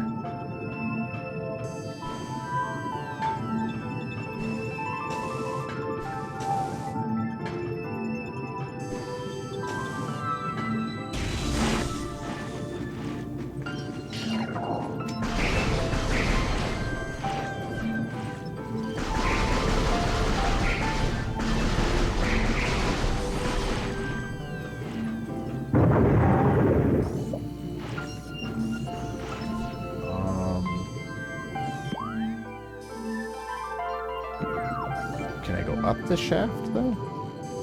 Do I even want to? That just seems to be one of those explosive pod things. I don't think I want to. I think I want to go down.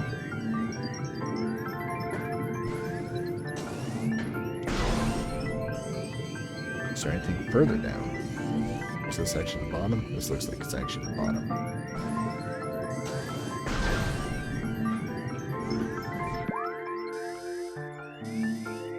Okay, what's funny is that this is taking me into the bottom of this tree hall, which I was actually in before.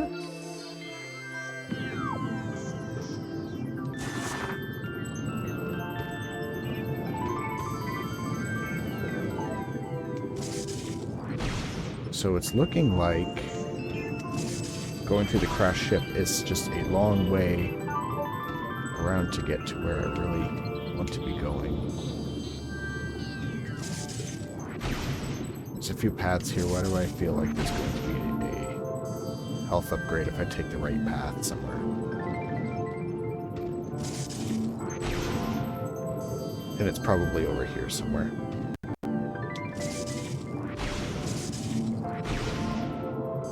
I'm gonna have to bounce a few times. That timing's gonna be a bit tricky.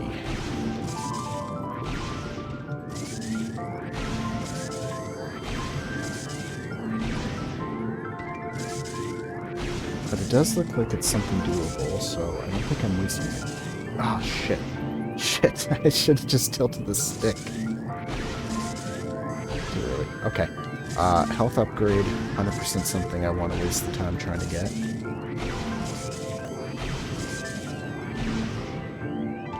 So, pod watchers, skip ahead a bit if you want.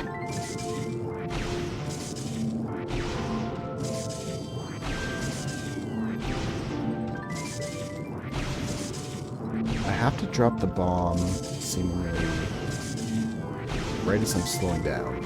There we go.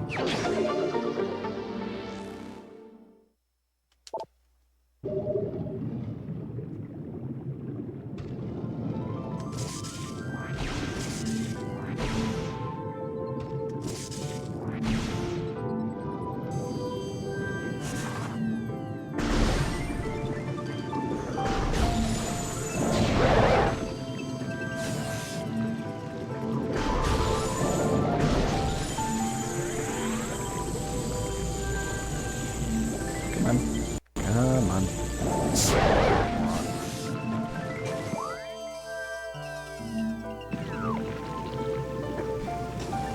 White ice door should be there. So what's over here? Probably nothing. It's nothing. Okay, I just didn't really get a good look at it earlier.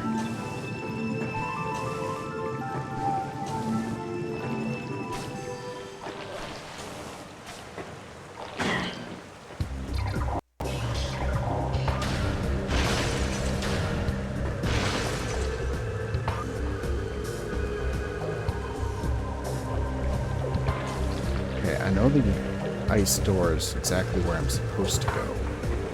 So what happens if I don't do that?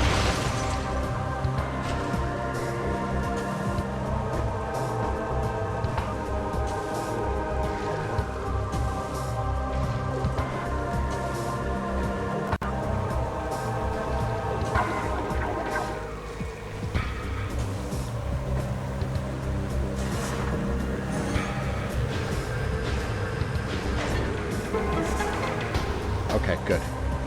Good thing I did that. Because now... I didn't see this earlier. Because I wasn't looking down here, but this opened that. So now I can get back down here easily.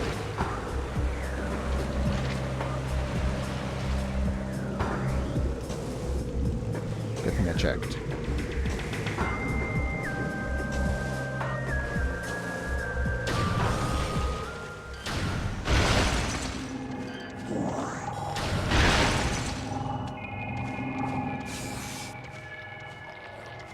Alright, well, there's the phazon stuff.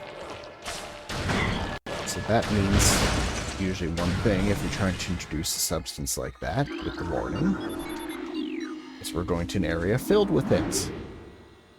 Which means we're probably going to the phazon mines over here.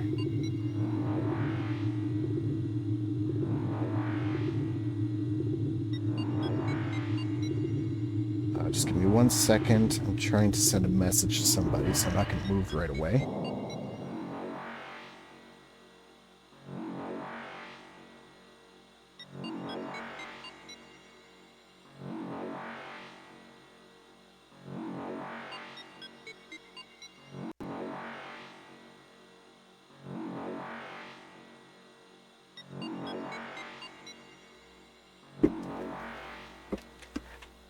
Okay.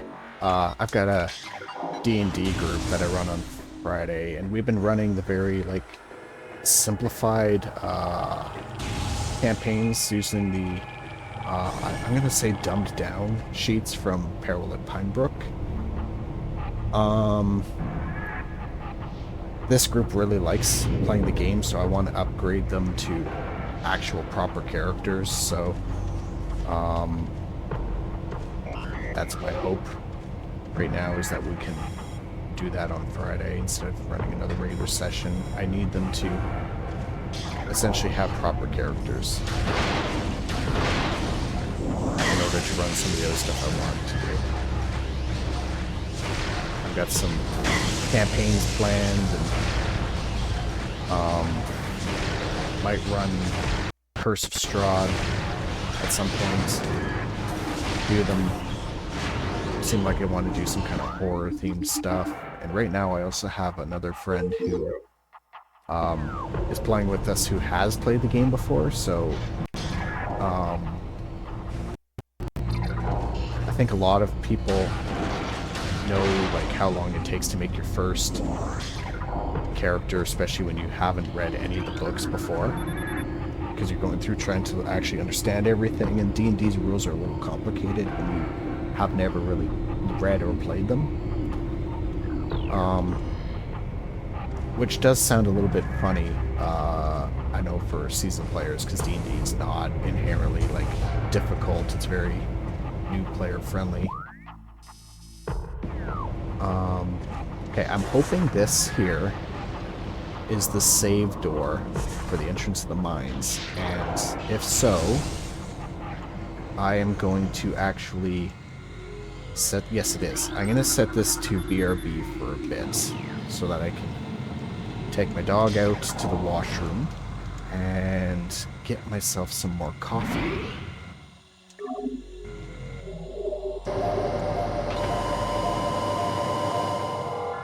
So, I will be back.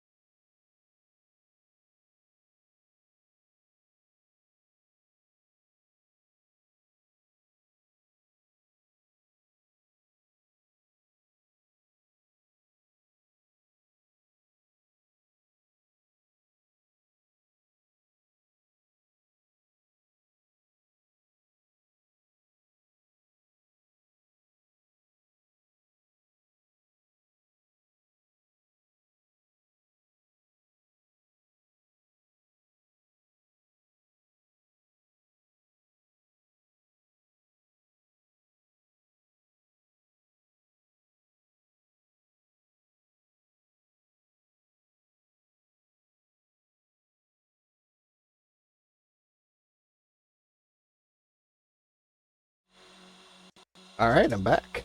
I really got to come up with something to put on the BRB screen, some kind of music or something, because coming back and just hearing silence on the monitor, that's boring. That has got to be boring for you guys.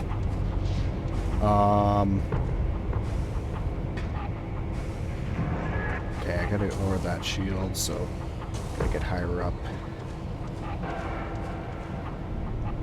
There, that's how you do it.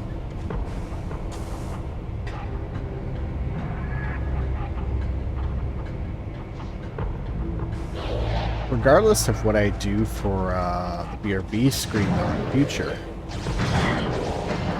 just a warning to everybody. This will probably get repeated later. At some point, I hate video editing. I shouldn't have bothered jumping that. So there will be zero chance that I will be editing out the BRBs to any of these VODs. It will not be happening. So that's good and bad, the way I see it. Maybe that's just me trying to justify it a bit. But it's good because you'll be getting the experience that everyone who watches live will get. I think there's something from where the guy fell out.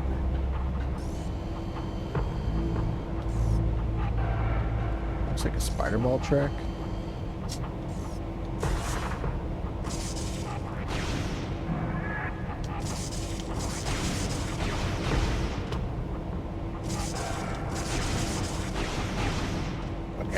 I can't get that one at the moment.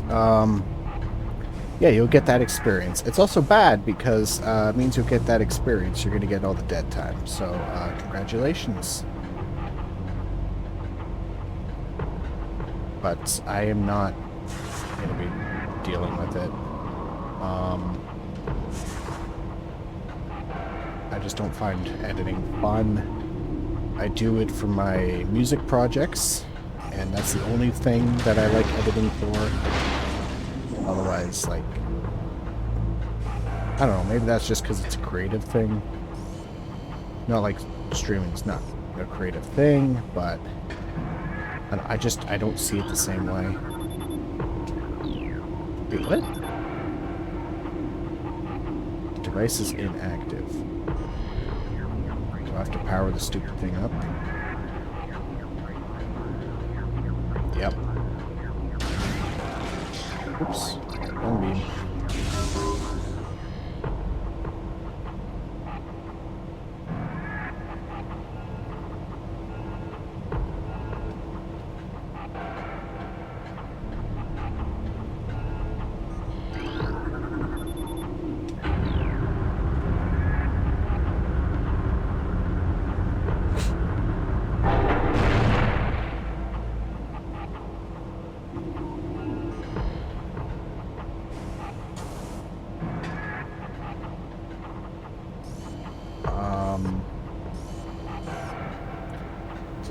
Okay, it just so happens to line up at the back end here.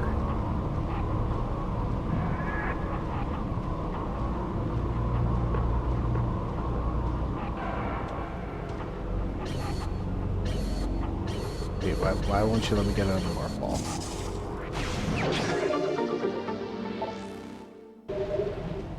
Wish it would, but it won't let me.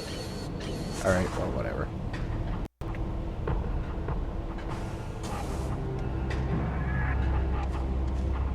Which is funny, because I thought that was actually needed to be over here.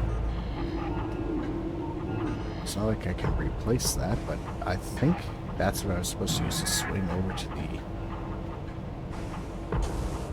other spot. Okay. Anyway, I'm missing the second part of the force field. Oh, there it is.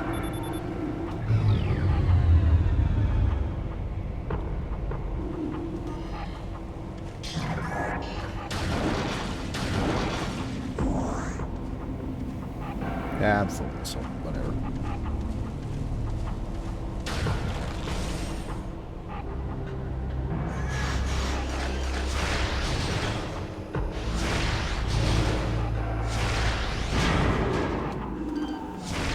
So these turrets seem to be a bit stronger than the previous ones, because a bunch of them seem to be taking a few more... Okay, so I could turn them off on the way out. It looks like they're taking more missiles to destroy than the previous ones.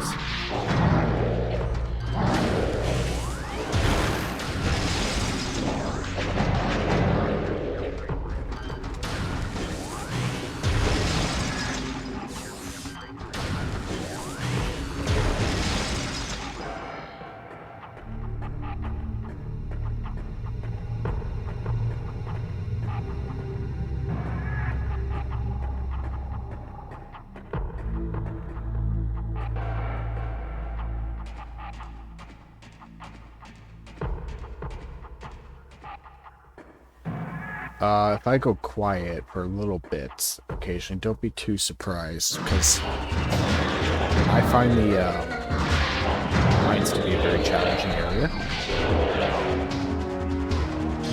So I may end up focusing and thinking about get out of this spot.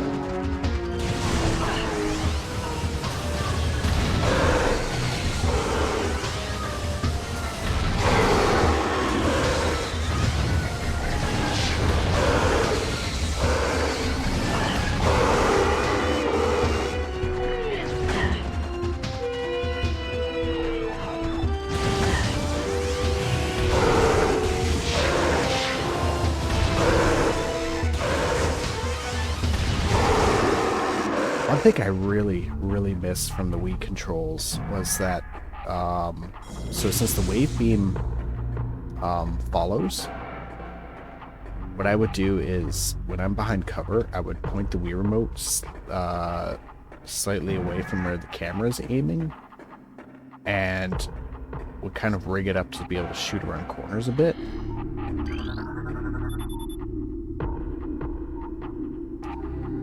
Bendesium blast gates. I'm gonna take a risk here because I don't remember if Bendesium is the super missile or the power bomb.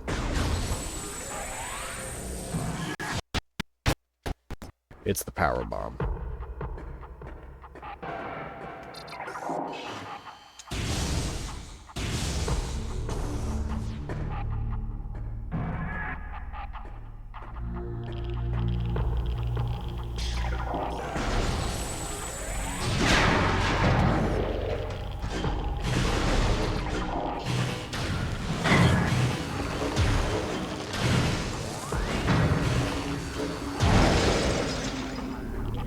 That was annoying.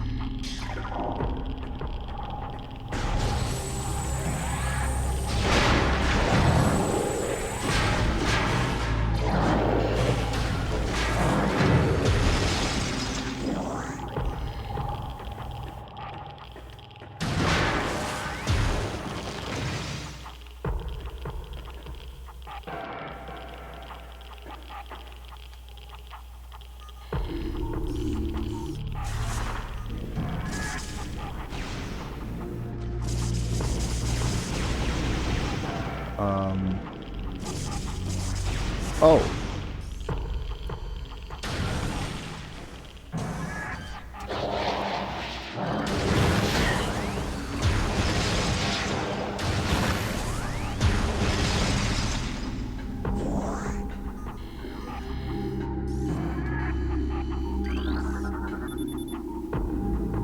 Yeah, so these are where they're making the big fucking pirate guys.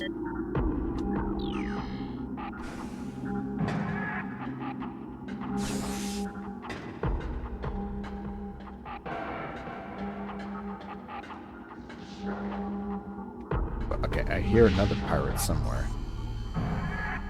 Probably farther up. I'm not sure how to get up there at the moment.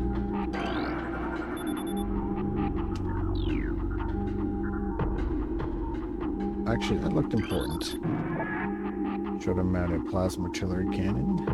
Propulsion shield. Wave wake projector. Okay, he's pretty well armed.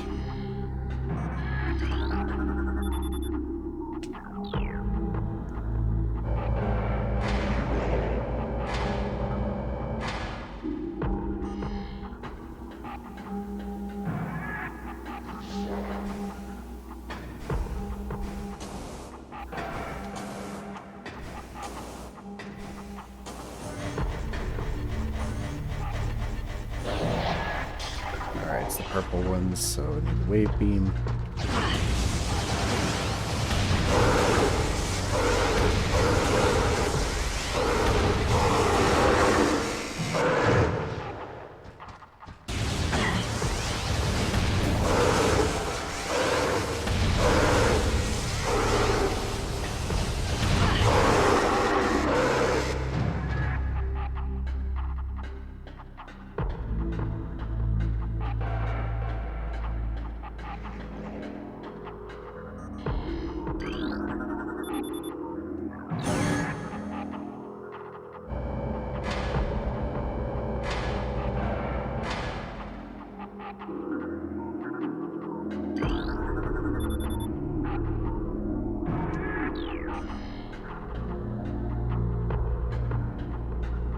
See, if I recall, it's a bit of a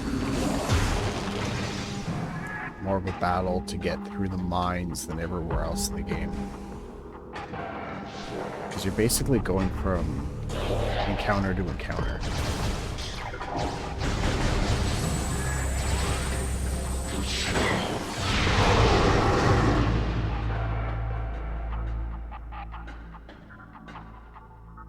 Oh, I remember this.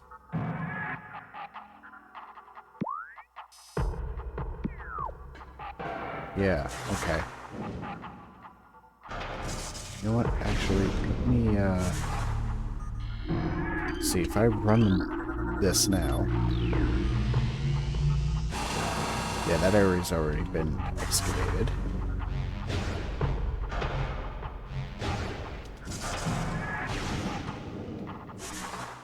I do not remember what's in all these directions, but I know there's going to be goodies. I'm kind of overdoing this. So that's the way forward.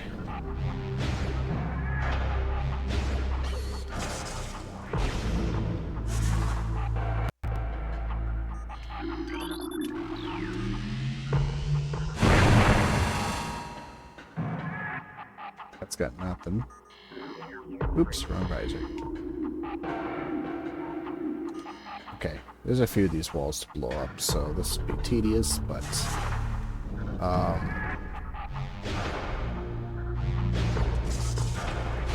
honestly, if there's, like, goodies to get here in the mines, you want to get as much as you can. Make every trip through it kind of worth it.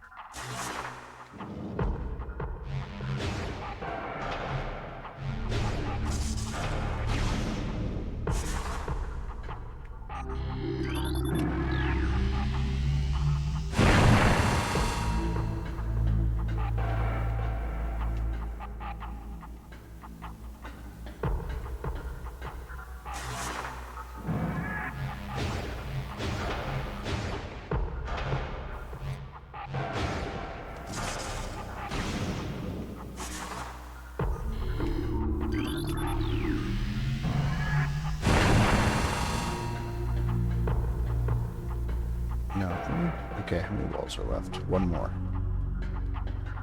It's probably going to be a missile expansion. I find missile expansions are usually very easy to get a hold of, and then the health ones are a bit more well hidden. Yep, missiles. Actually, that is funny, because now that I'm thinking about it, there was, I don't remember which one, it was probably Prime 3. But one of the Prime games I had actually gone through, and somehow managed to get to, like, near the end of the game, having very, very few energy tanks. Like, only 5 or 6 of them or something. Don't ask me how, but it was a thing.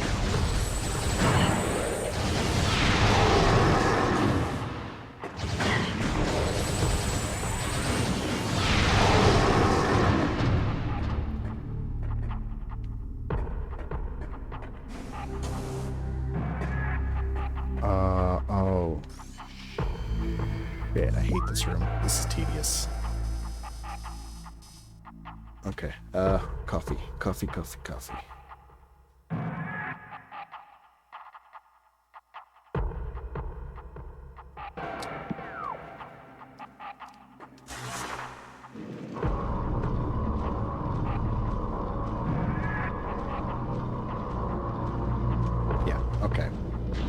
do have to turn this.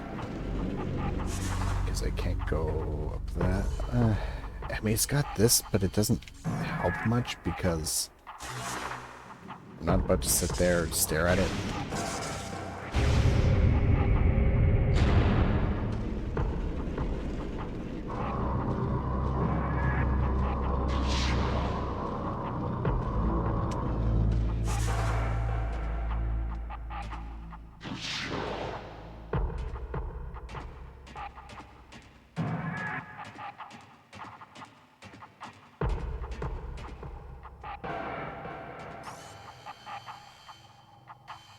Oh, okay. I see how they're color-coded. So if I do this, this should line up the red. The second level. Wait, did it turn all the way? No. No, it did not.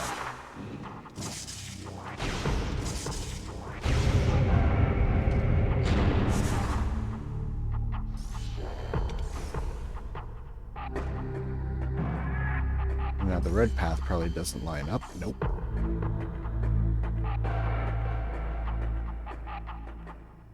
Okay, so now I see why this is somewhat useful to have the hologram.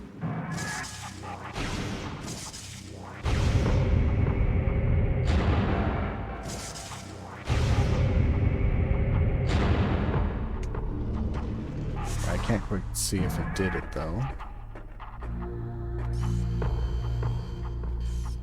Is it lined up? It's not lined up.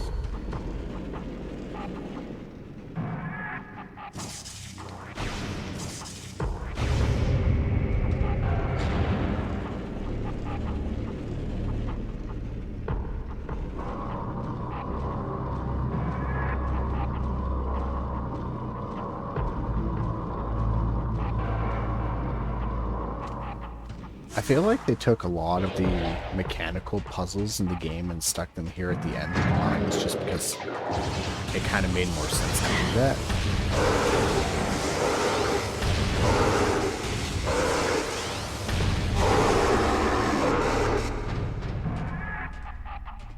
But it does not mean I agree with it.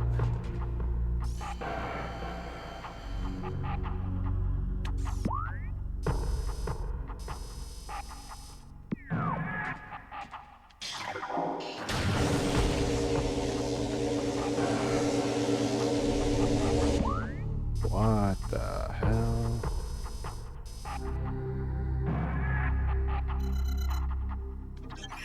Okay, I don't know if I want to go this way, or if I want to go the other way. Just drop it, whatever.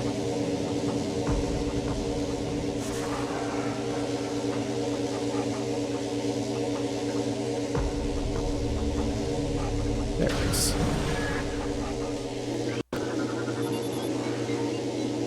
Azon Mine's level 2.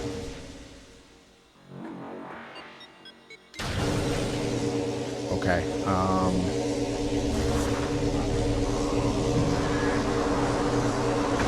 like most Nintendo games, I feel like I'd get rewarded for not going the right way right away.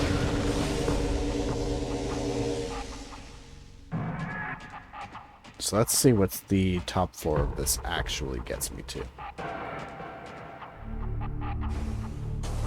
Oh, never mind.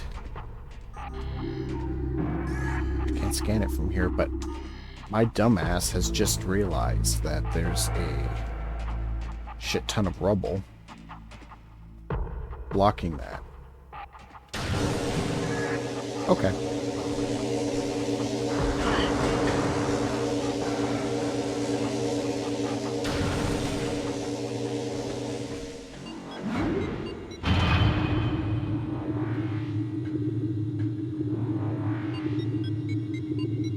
So I'm going to take a guess and try to call it now that all the rubble that I'm running into, I'm going to get one of two things down. Oh, okay, that explodes. I'm going to get one of those, probably do too then. I'm probably going to get either the grapple gun that I've been hoping for, or the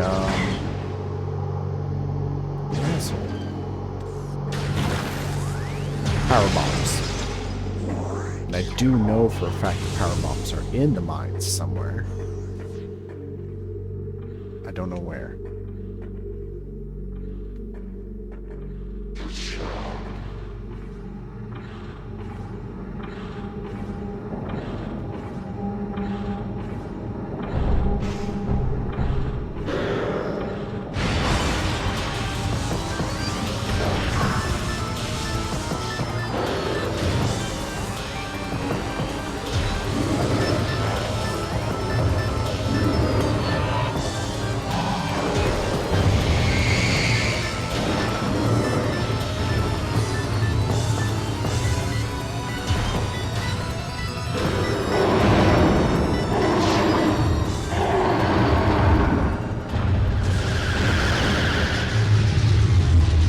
I thought that was going to be a lot more tough.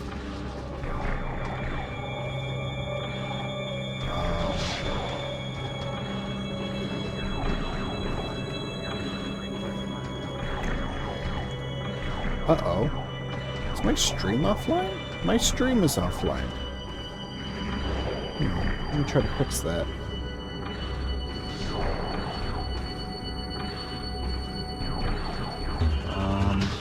Okay, actually, let me pause that.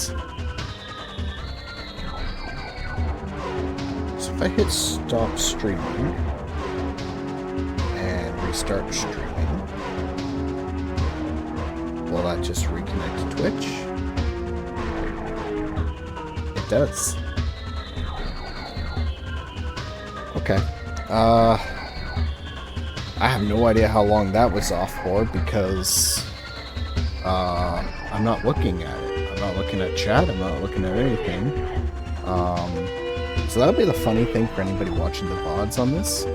I'm, of course, just starting out streaming, so I've got no viewers. So I've got no reason to be looking over at chat. I glance over once in a while. My buddy Jim is at work, so I'm not even looking for his chats.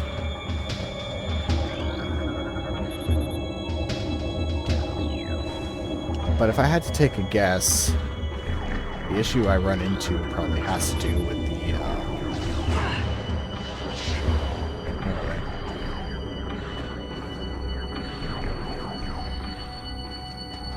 the fact that my stream runs through the same USB port on my computer as literally everything. So I've got the capture device. So I've got a USB hub, like a power hub. And I've got connected to that an external hard drive, my internet, my Ethernet, because there is no Ethernet connection on the laptop, and my capture device. And as a result, that means that the game signal, the video comes in through that, but also I record this. So it's basically running the Ethernet connection and the hard drive at the same time. And I should... Higher data, don't care. A lot of lore here that I'm missing if anyone cares about it. Force field, that's what I wanted. So I have a feeling that it's more related to my bitrate rather than my internet connection or anything else. And I don't really have a way to fix that at the moment without changing a lot of my setup, which at this point I'm going to be honest, I'm just going to be making an excuse for why I didn't do it. I really should be doing it.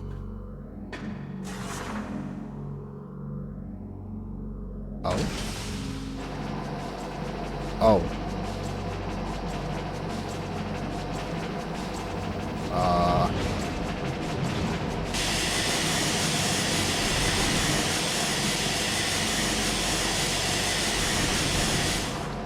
Oh, I thought I actually had to, like, do something in there. I guess not at the moment.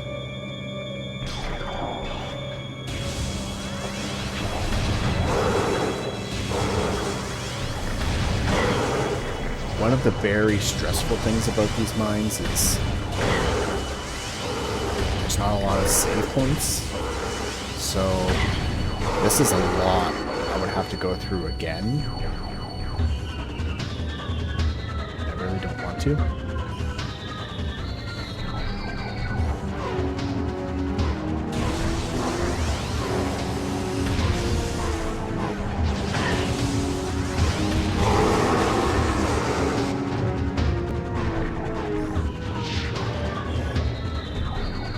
Is that white or yellow? I think he's yellow. Yep.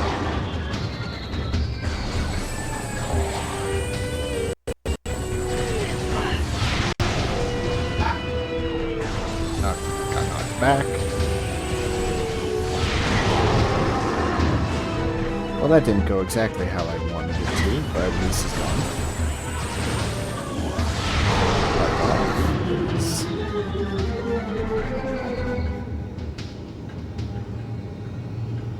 I am at the point where I'm getting concerned because the loss of health that I'm taking down here.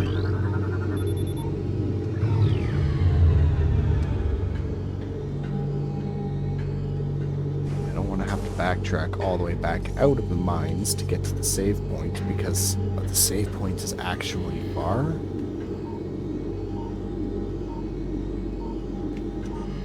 But I have a feeling I'm about to wake up this other pirate here in order to continue on. Oops. Nope.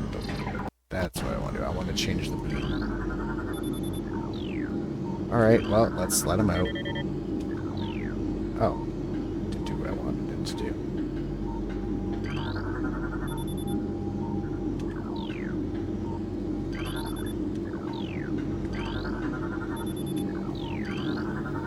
How do I let him out?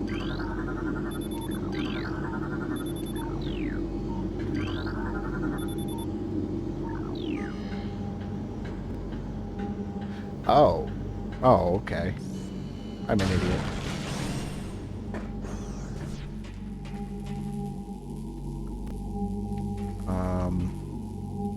Pretty sure I fight this guy at some point too. I don't know if that's now or later, but I know he's annoying because this room is very small.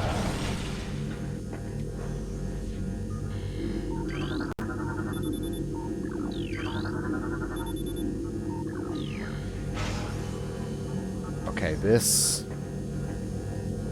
is where I get the power bomb.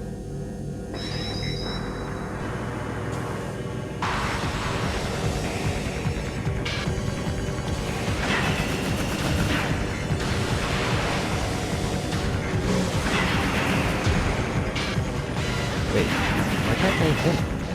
Like, I can't see the guy.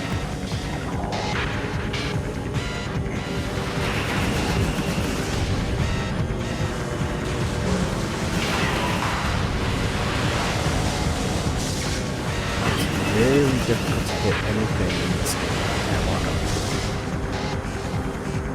I don't know why I cannot do that.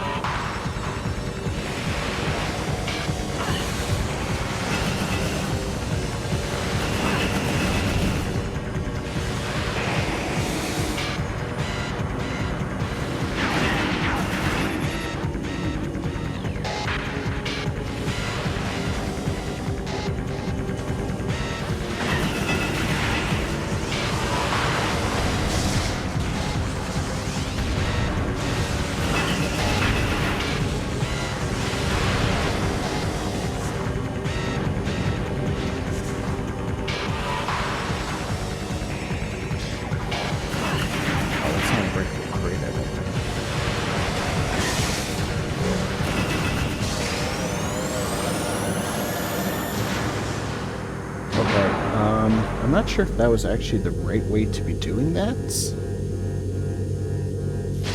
but I got the situation taken care of.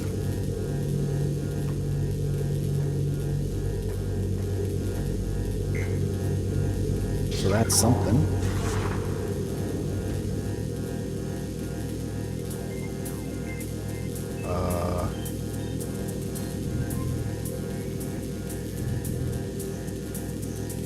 so this is actually not hard. It's just gotta be careful. Nice thing is that this, shit.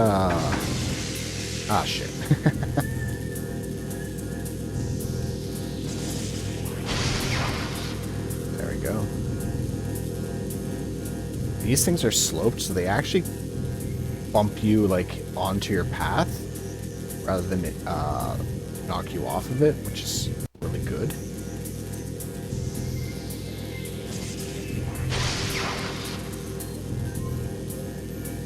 This gets me back out. At least I think that's towards out.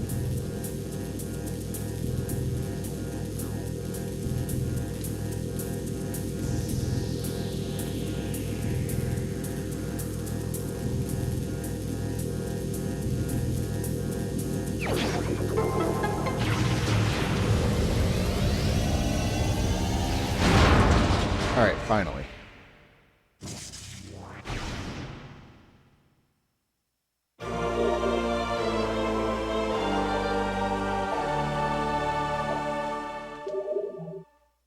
Now, the thing about Morph Ball bombs is they're incredibly powerful, but they also only seem to have a few uses in the game. A lot of it is for clearing a level like that. I actually want to go this way first, because I think this might be a save door.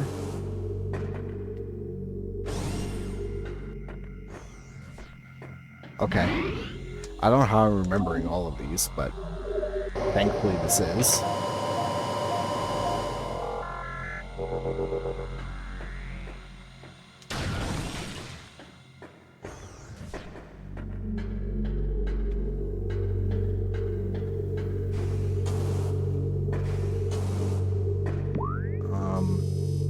That gives me a bit of other things to do on the way out as well.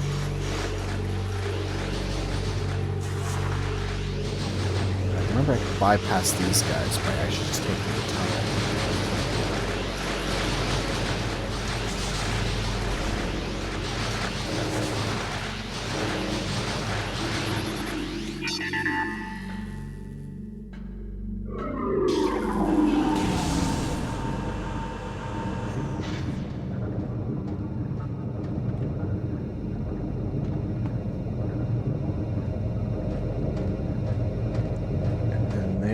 The tunnels.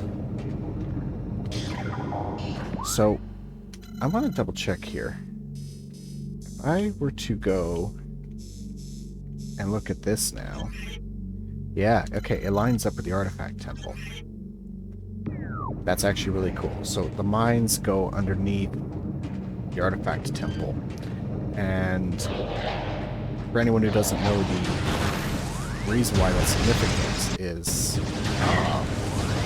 the thing in the artifact temple is it's basically the impact crater, right? So something hit Talon 4 a long time ago, and they built up the artifact temple that's on the surface there to build basically a way to prevent the Phazon from all seeping out and corrupting the rest of the planet. But, of course, some does get out, and by digging underneath all of it, the pirates have found a way to bypass that and mine the Phazon.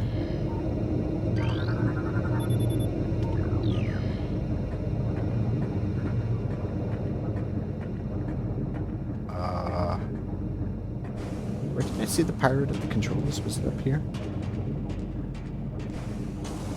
I don't think so.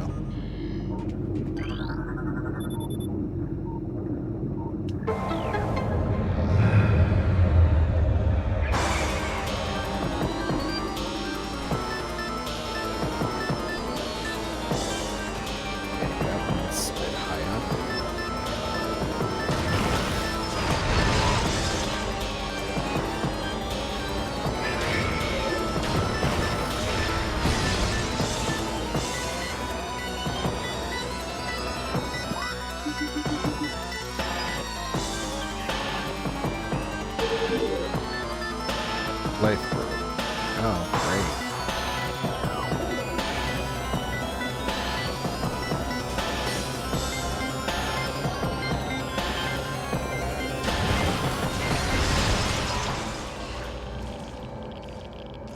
Yeah, so from here... Hold on, power bomb. I think that's what that was. It wasn't health. There's invisible platforms that you cannot see to cross here without the last visor. So that's what I gotta go get. So maybe there is more annoying backtracking in the later half that I didn't remember.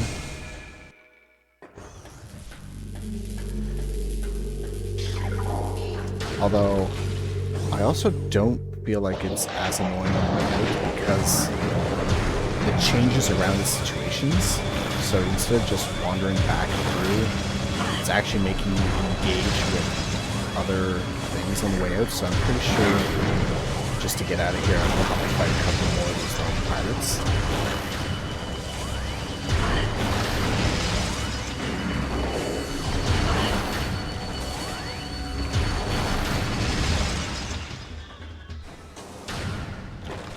I don't know if those ice pirates will be a recurring thing.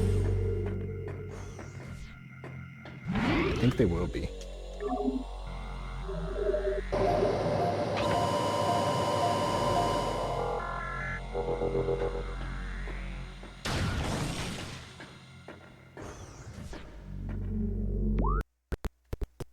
Oh, okay, the door is up and out.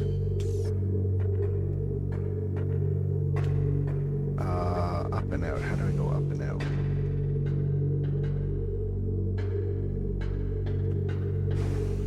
I guess there's also the possibility, too, that my audio issues that I'm hearing, if they're being caught in the VOD, that they're also a result of my setup. But I do find it interesting that the audio would get fucked up and not the video. Ah, goddammit.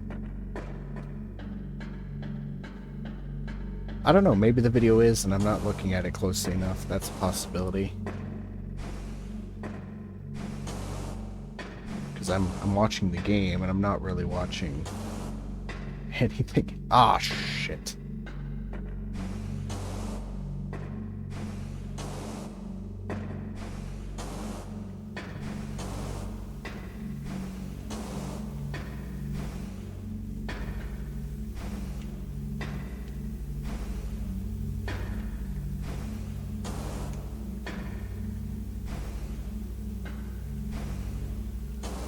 There we go. Okay. Is this where I fight him? Nope.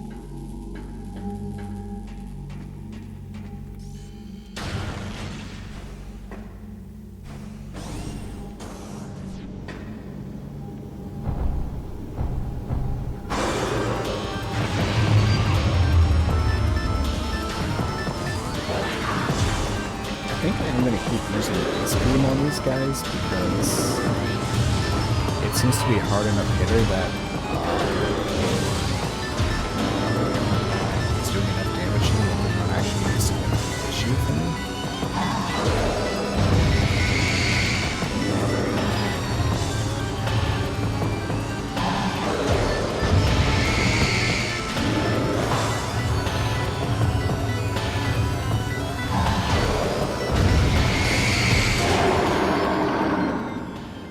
These guys aren't particularly hard.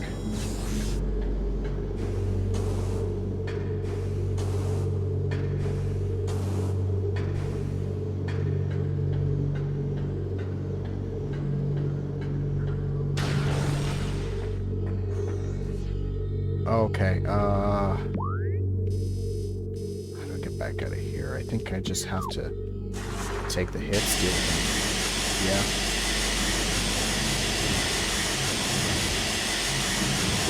Fall. I'm sure there's a way to turn this off.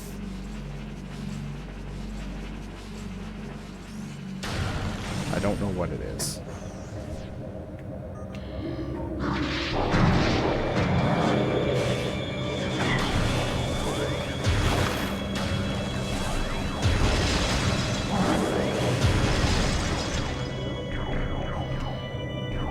Chance that it's the control that's out here.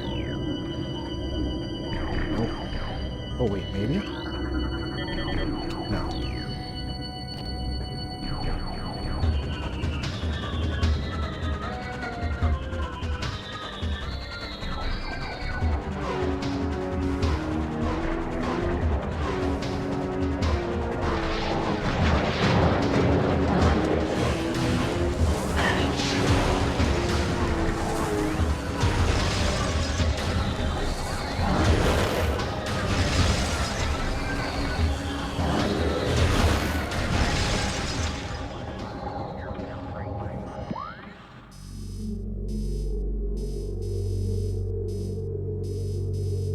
Wait. Where's that door?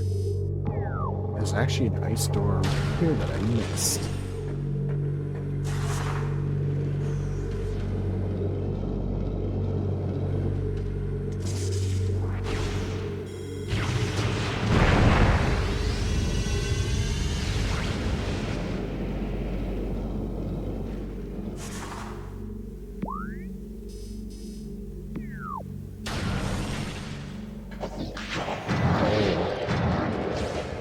I don't know if I wanted to come through here yet. Did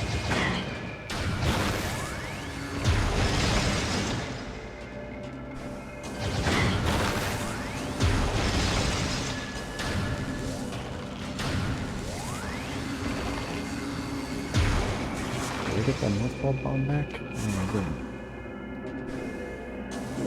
No, I did. How did this gonna set it in? Oh, shit. Okay. Oops.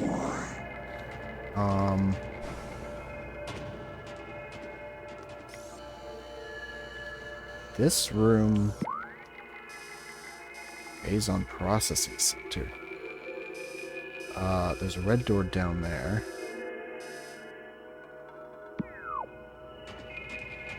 I don't think I'm not gonna go down to that red door because I don't think I can even open it. I just went down there anyway.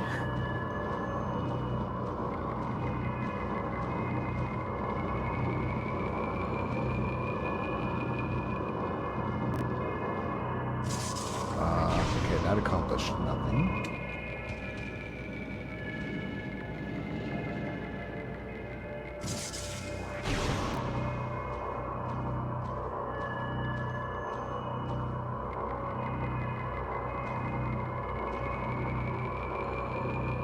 And okay, this is gonna be up here.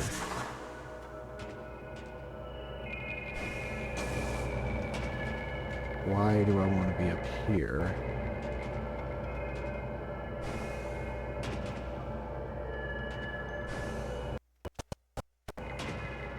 I don't know.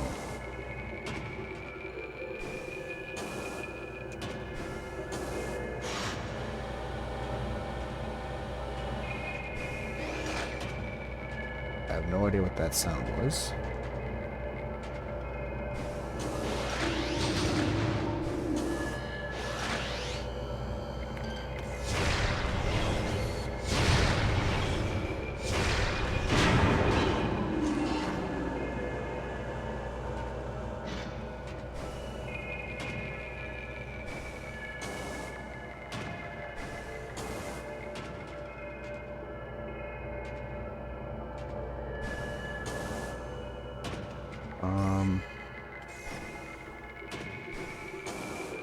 This is one of those spots where it's very dark for me. But I think that's enough height for me.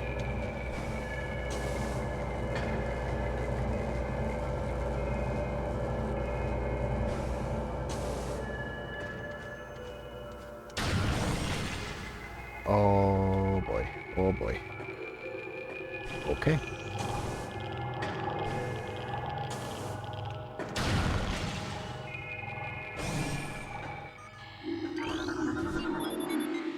More caverns. I'll take it. Whatever gets me out of these mines faster.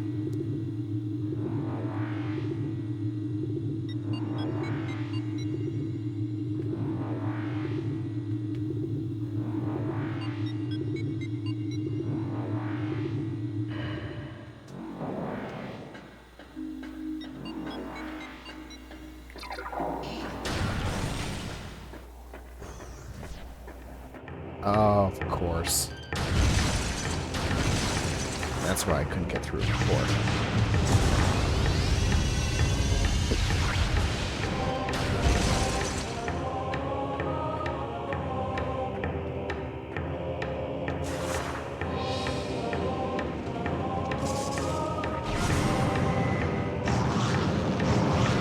It's funny how some of the dark areas, the multiple action works really well because it gives off light.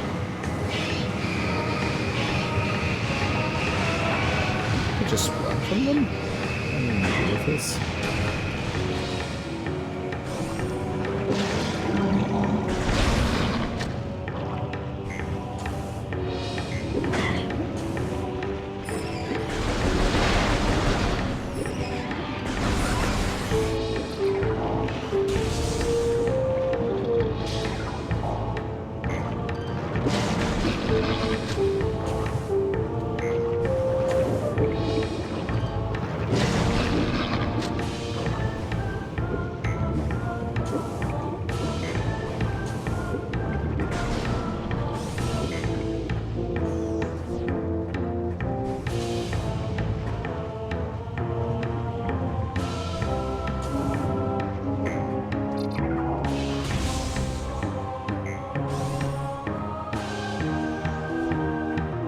Yeah, I really want the grapple. I want to be able to just swing this.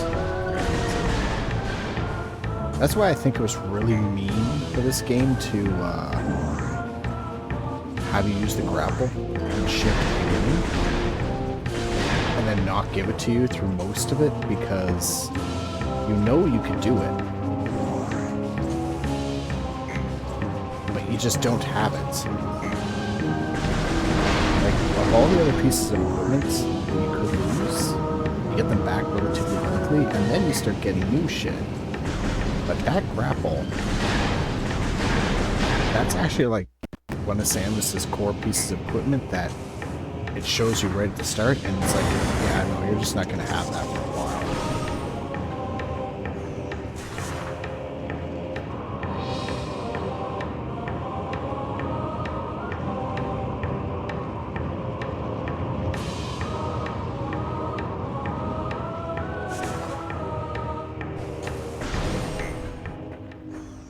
The Talon Overworld one. Yep.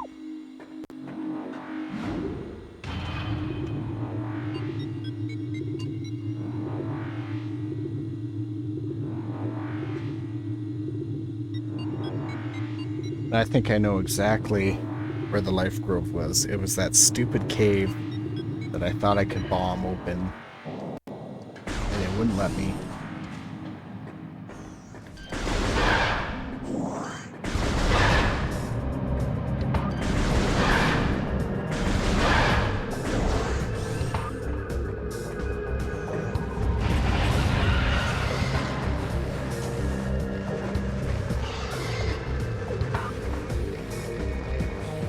I really wish it would have just let me, because that would have been nice. I don't think it would have been necessary for even game padding's sake to have you backtrack out of the mines, get this, and then do that. 'Cause, I mean, you were already down there, right? It would have been nice to just, you know, if you had it, which some people probably would, just let you continue on. If not, then you have to come back and get it. But the way it is now, it just feels very unnecessary. Zoom out. Where's Life Grove again? Way over there. Oh, it's the other side of the crashed ship? Okay, there must be a faster way. Chozo Ruins south. Basin Mines east.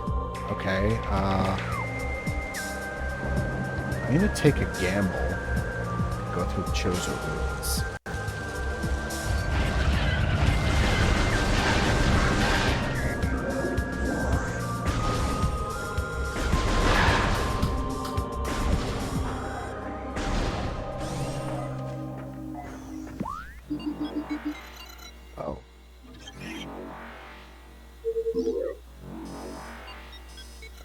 Okay, that's the other room I wanted to go back and check.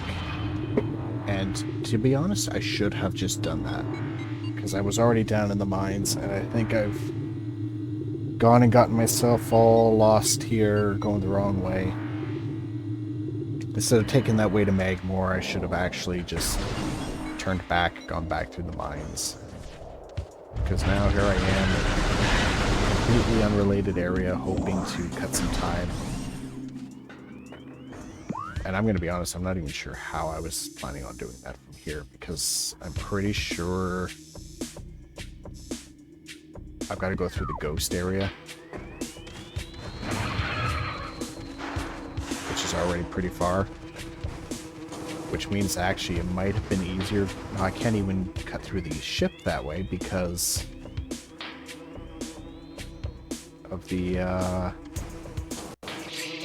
inability to jump up out of the water to get into it.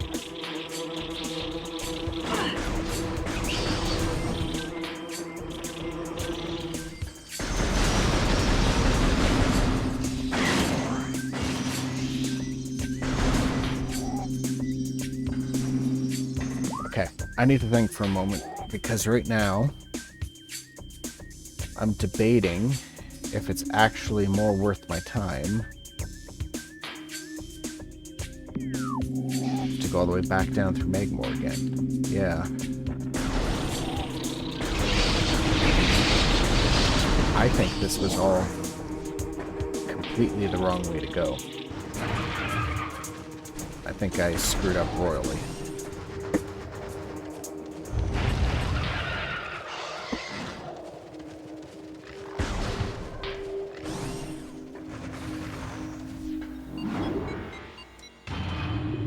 And I'm sure somebody who's played the shit out of this game even more than I have is gonna look at this and think, oh my god, he has no fucking clue where he's going. Yeah, you'd be right.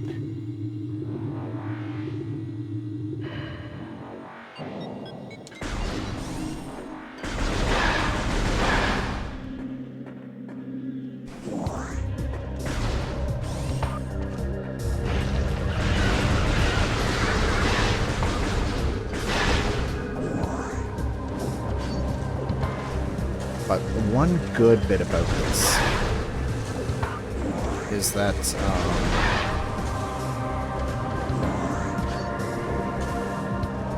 I open up more and more areas and shortcuts to get through them more.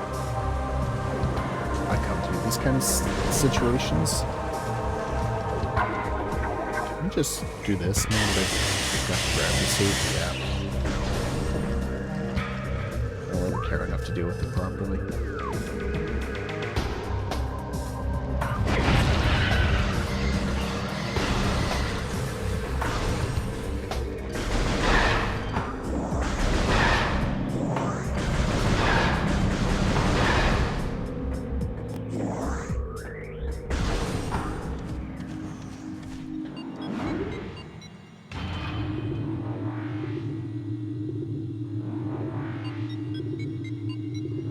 I'm not sure if I'm actually going to be able to finish the entire trilogy before Prime 4 comes out, but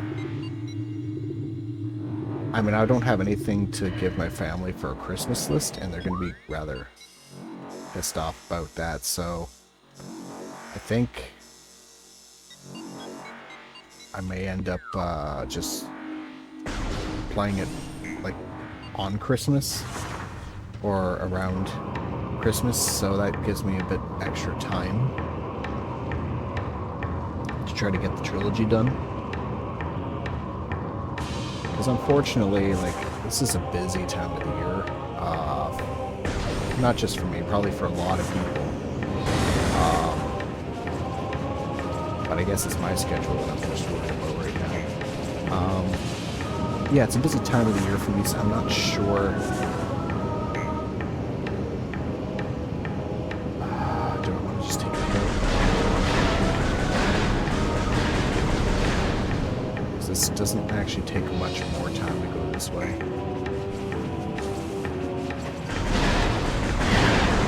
Alright, I should have just done it anyway. Oh.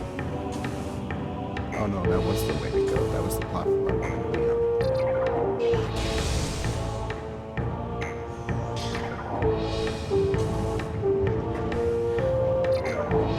So because of how busy it is, just other shit to do.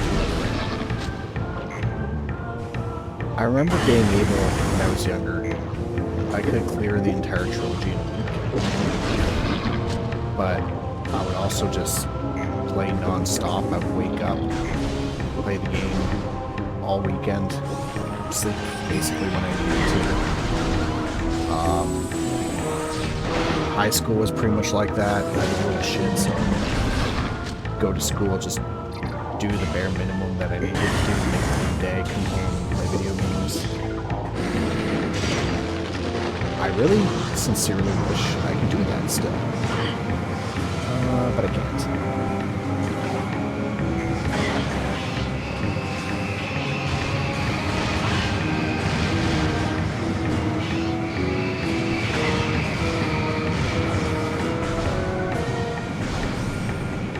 Especially if I'm running the D&D things Friday.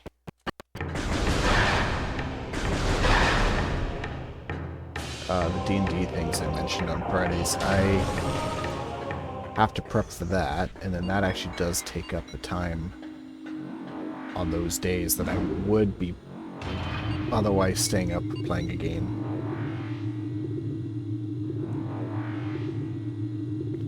Friday's the worst day of the week for me right now, because I have to get up super early, make it to the university for my grad program, which is also my current work, because I'm doing research. I'm living off the grad fundings.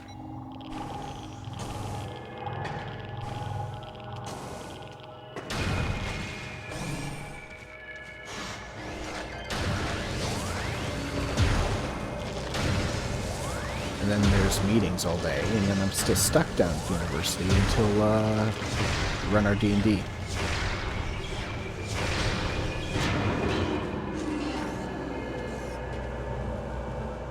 Stuck is maybe too harsh a term. Oh shit.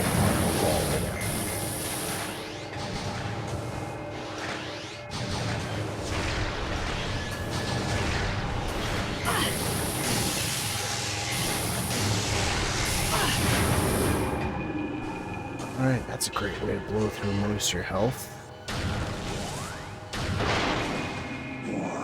Alright, slight exaggeration.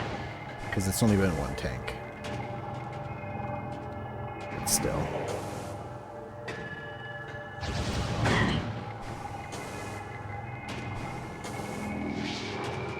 There's a lot more damage than I wanted to take.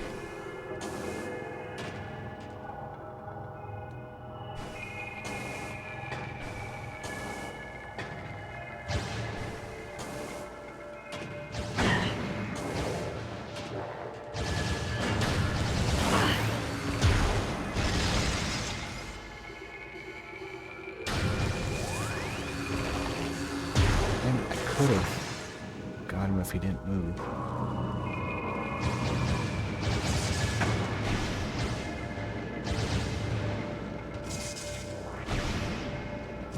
Not having the morph ball jump is a real hindrance there, that's for sure. Yeah, I know I don't have to kill him if I want to kill him because he's an asshole.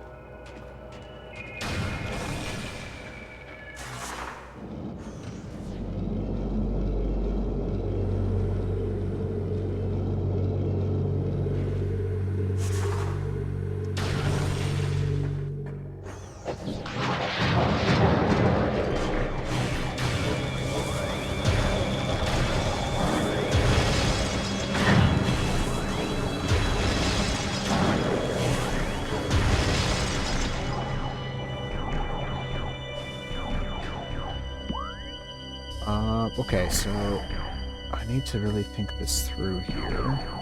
Not go the wrong way. Because that's going to very much delay me if I do. Purple door. Purple door is what I want. No, yeah, purple door is what I want. So I'm missing.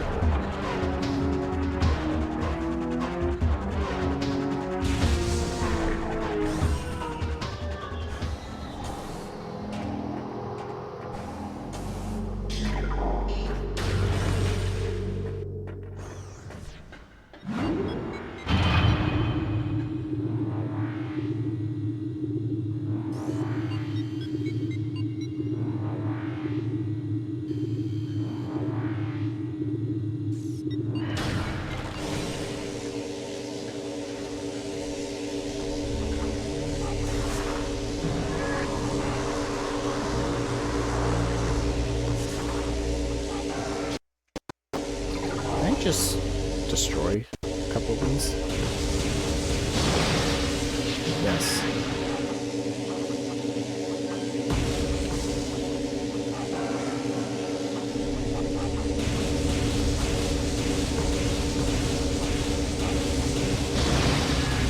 I don't know if I can get the last two. Definitely not the very last one. Okay. Hold on. Can I still bring health in? Yes. Okay.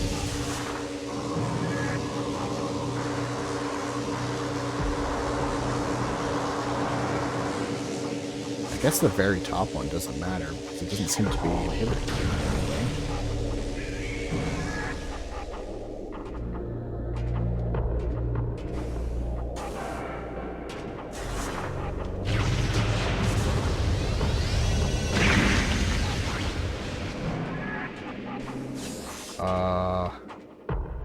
I don't know what I killed. I think it might have been the Metroid. Oh yeah, it was.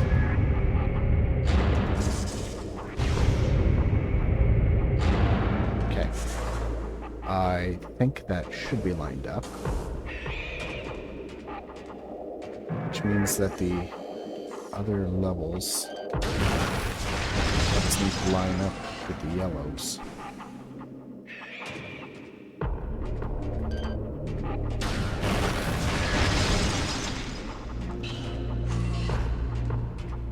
My aversion to using the ice beam was definitely the biggest hindrance to myself because I recall these Metroids being a lot more challenging, and they're not.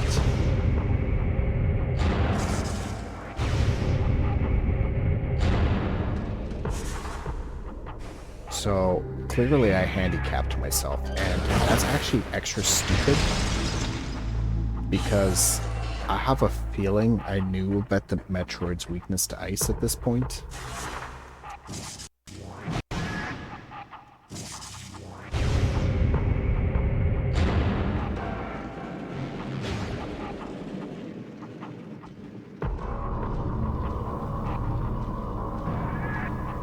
I also, okay, I know that was like a core gameplay mechanic from the original game, but I always thought it was really stupid that you could kill a Metroid basically by brute forcing your way through it. Oh, is this the grapple? You could brute force your way through it and deal with it that way, but then the other M comes out, and it's this entire plot point of Adam has to sacrifice himself because, first of all, he's an idiot, and second, to deal with the Metroids that are apparently unfreezable. And I've been like, yeah, but that doesn't matter because it's not like I haven't been able to kill them before.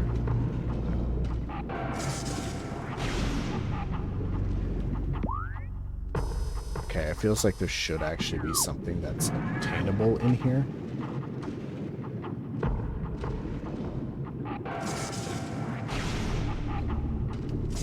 So I'm just going to double check.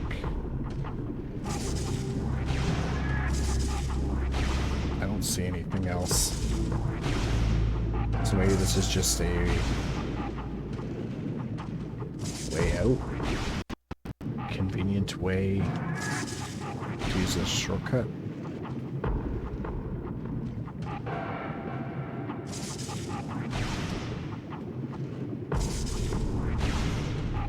Yeah, I don't know. Alright, whatever. Can I see anything in the glass? Nope.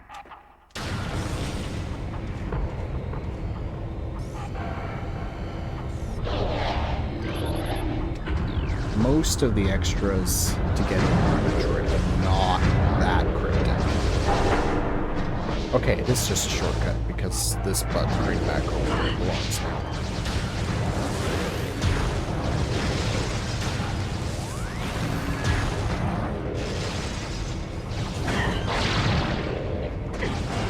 You fucker.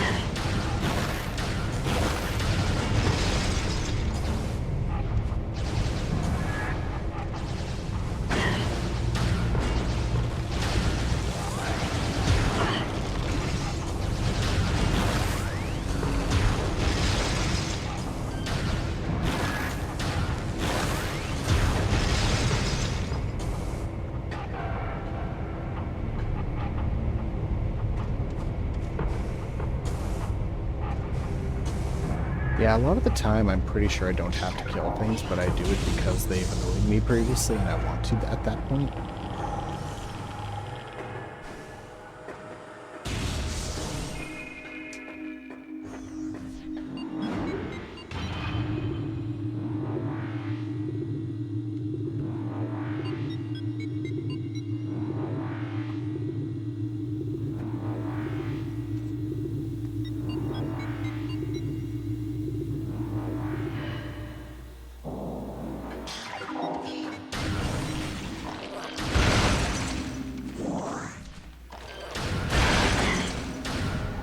I just can't get over the fact I've been sleeping on the ice beam this whole time. Like, just not using it.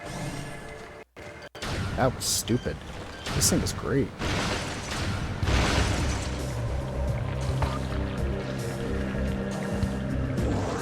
I think when I moved on to Prime 2...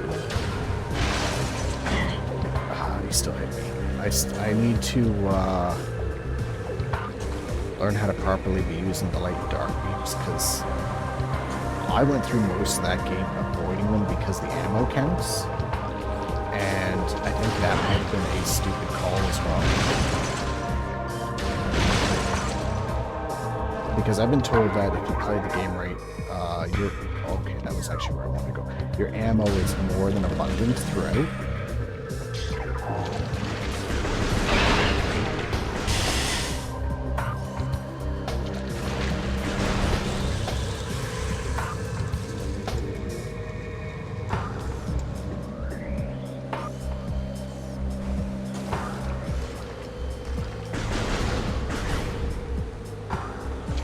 Shoot it.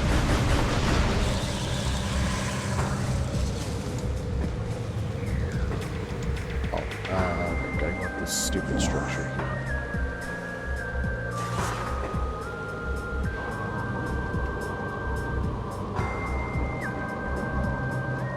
I do recall when I finished Prime 2 on hyper mode difficulty,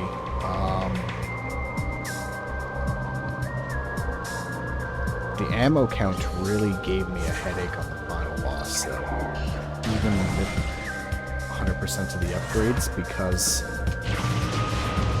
Okay, good. I was worried for a moment that wasn't going to work for some reason.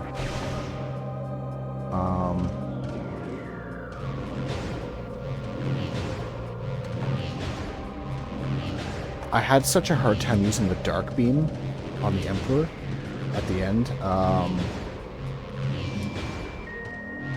I would actually just use only light beam ammo, and then whatever that name of the dual beam was.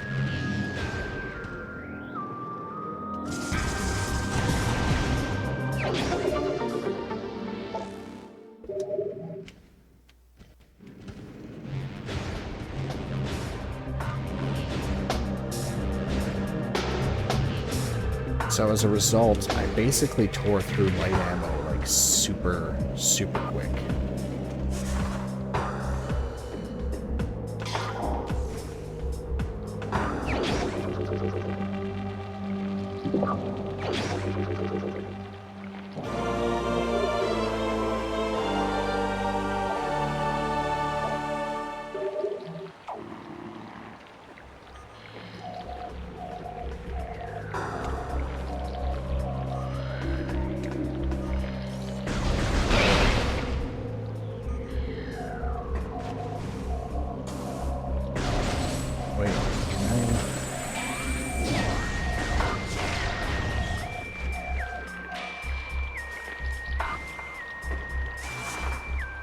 Hopefully it's just a morph ball bomb.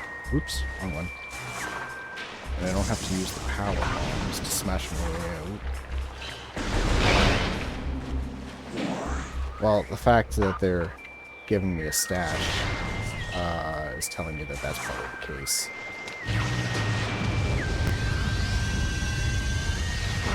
Yep.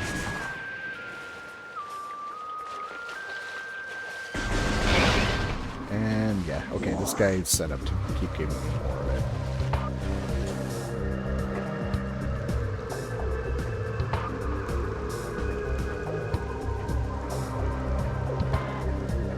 I remember having a fight my way out of here?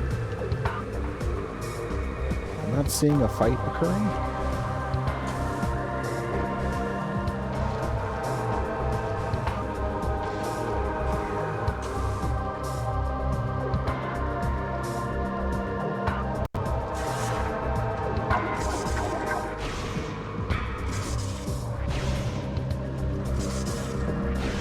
Not that I'm complaining about it.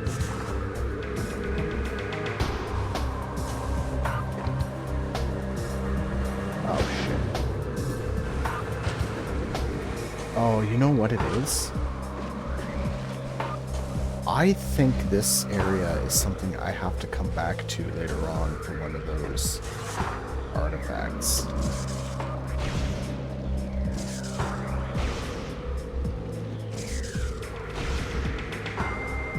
So let me think, what weapons or upgrades am I missing? Because if I could get it right now... Oh, wait, never mind. I do have to find my way.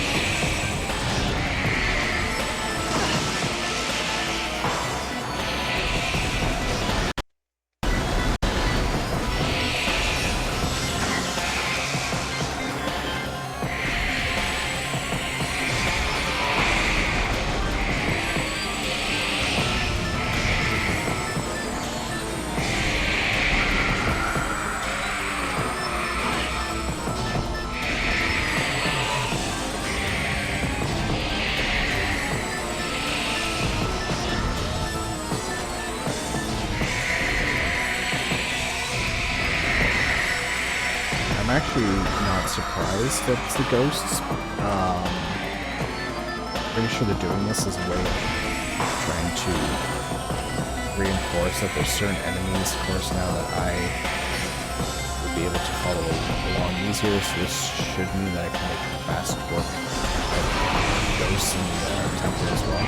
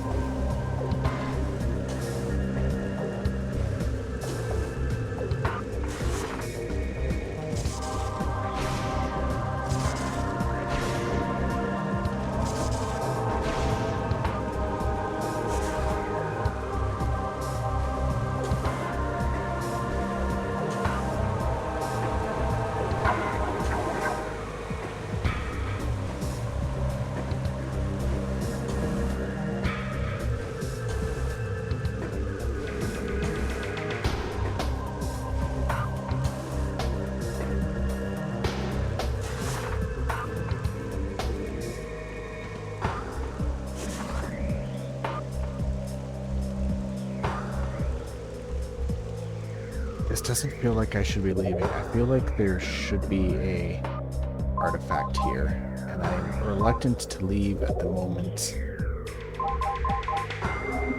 as a result.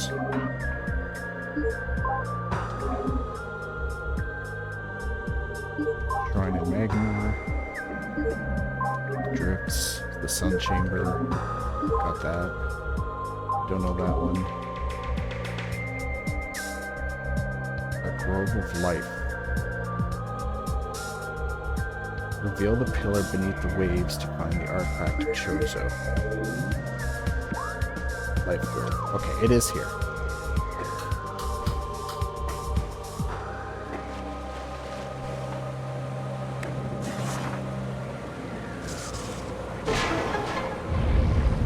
Oh, there we go. Okay, that was simple.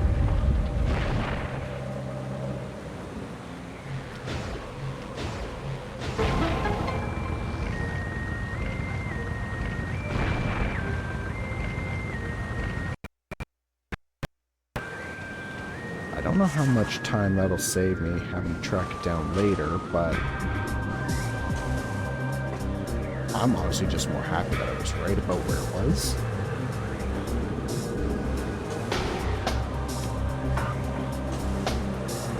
God damn it. Keep sliding off the platform.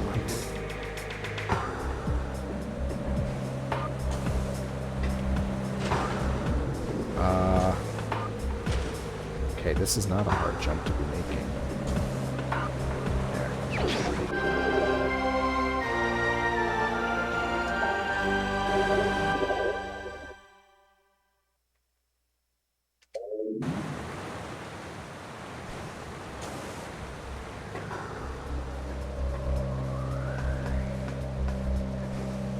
I wonder if I'm at the point now where I can scan in the artifact temple for the last 2 artifact locations, because I've got the mines unlocked.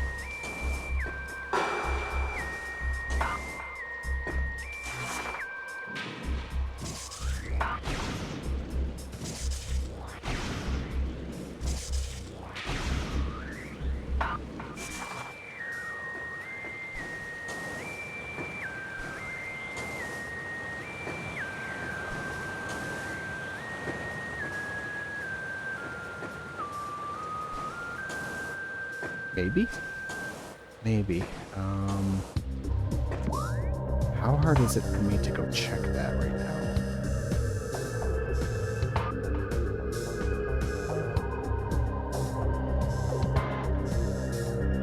Pretty hard actually, because this whole area of Talon Overworld is pretty disconnected from everything else.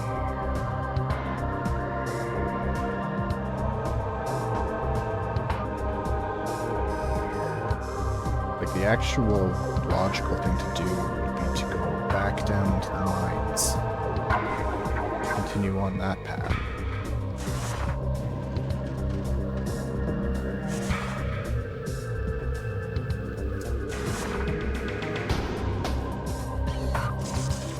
Otherwise, I feel like I'm going to be making a lot of backtracking that I don't have to do at the moment.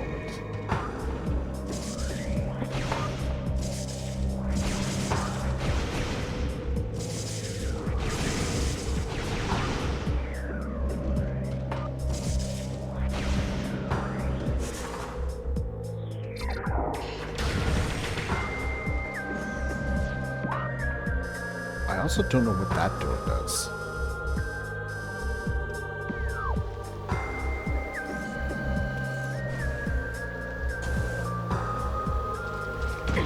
Alright. I thought maybe that could work. It's really not.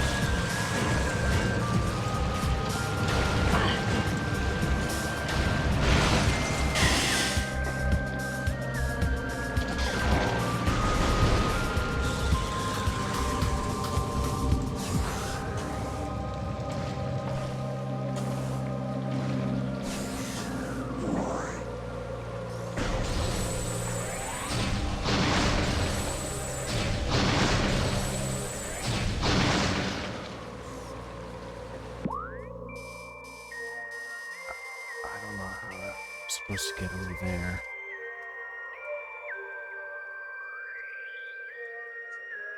Oh, hey, doggy. What are you in? Why are you in here?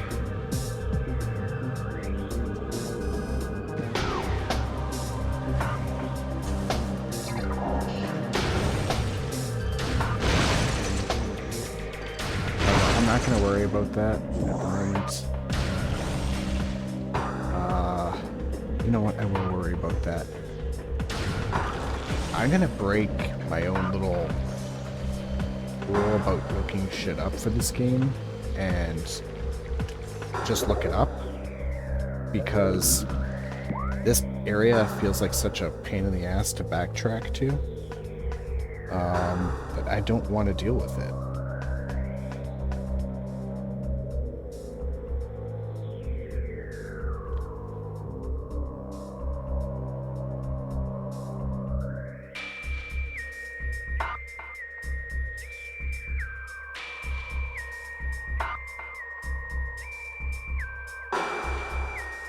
Oh, wait, hold on. Before I do that...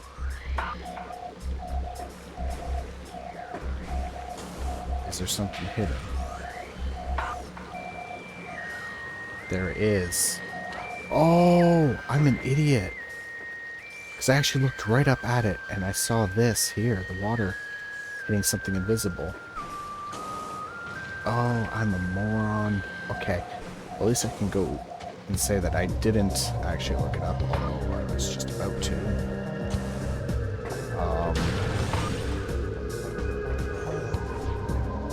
Yeah, it's just a mystery anyway.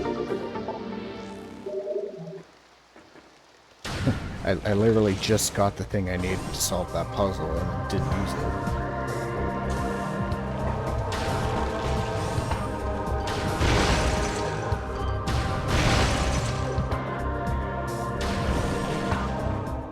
This is the Chosen Ruins one. Not where I want to go.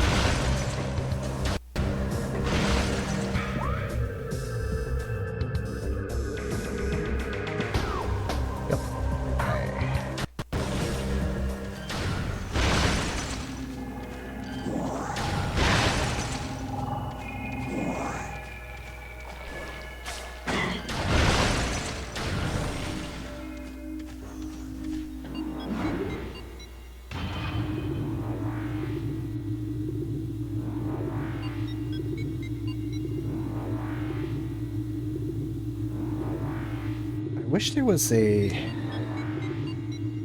I was gonna say, I wish there was a faster way to backtrack through the mines, but I think I unlocked a few. Seismic activity now.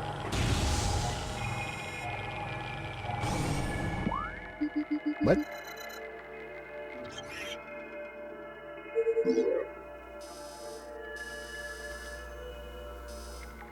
Oh.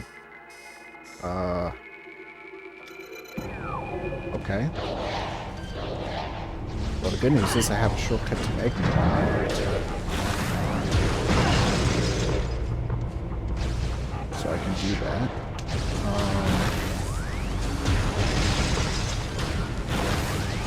What I think I might actually do after I kill these pirates is, of course, make use of that save room over here.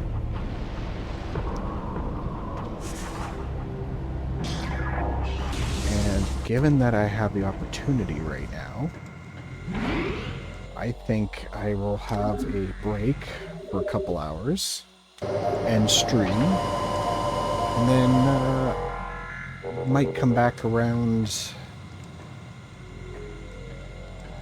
I don't know, 3 or so, and see about wrapping up the mines, continuing on. If I stay up later tonight, I believe I'll probably finish off this first game, and then I'll start Prime 2 this weekend, so that seems like a pretty good plan, so I think I'll do that. So, see ya!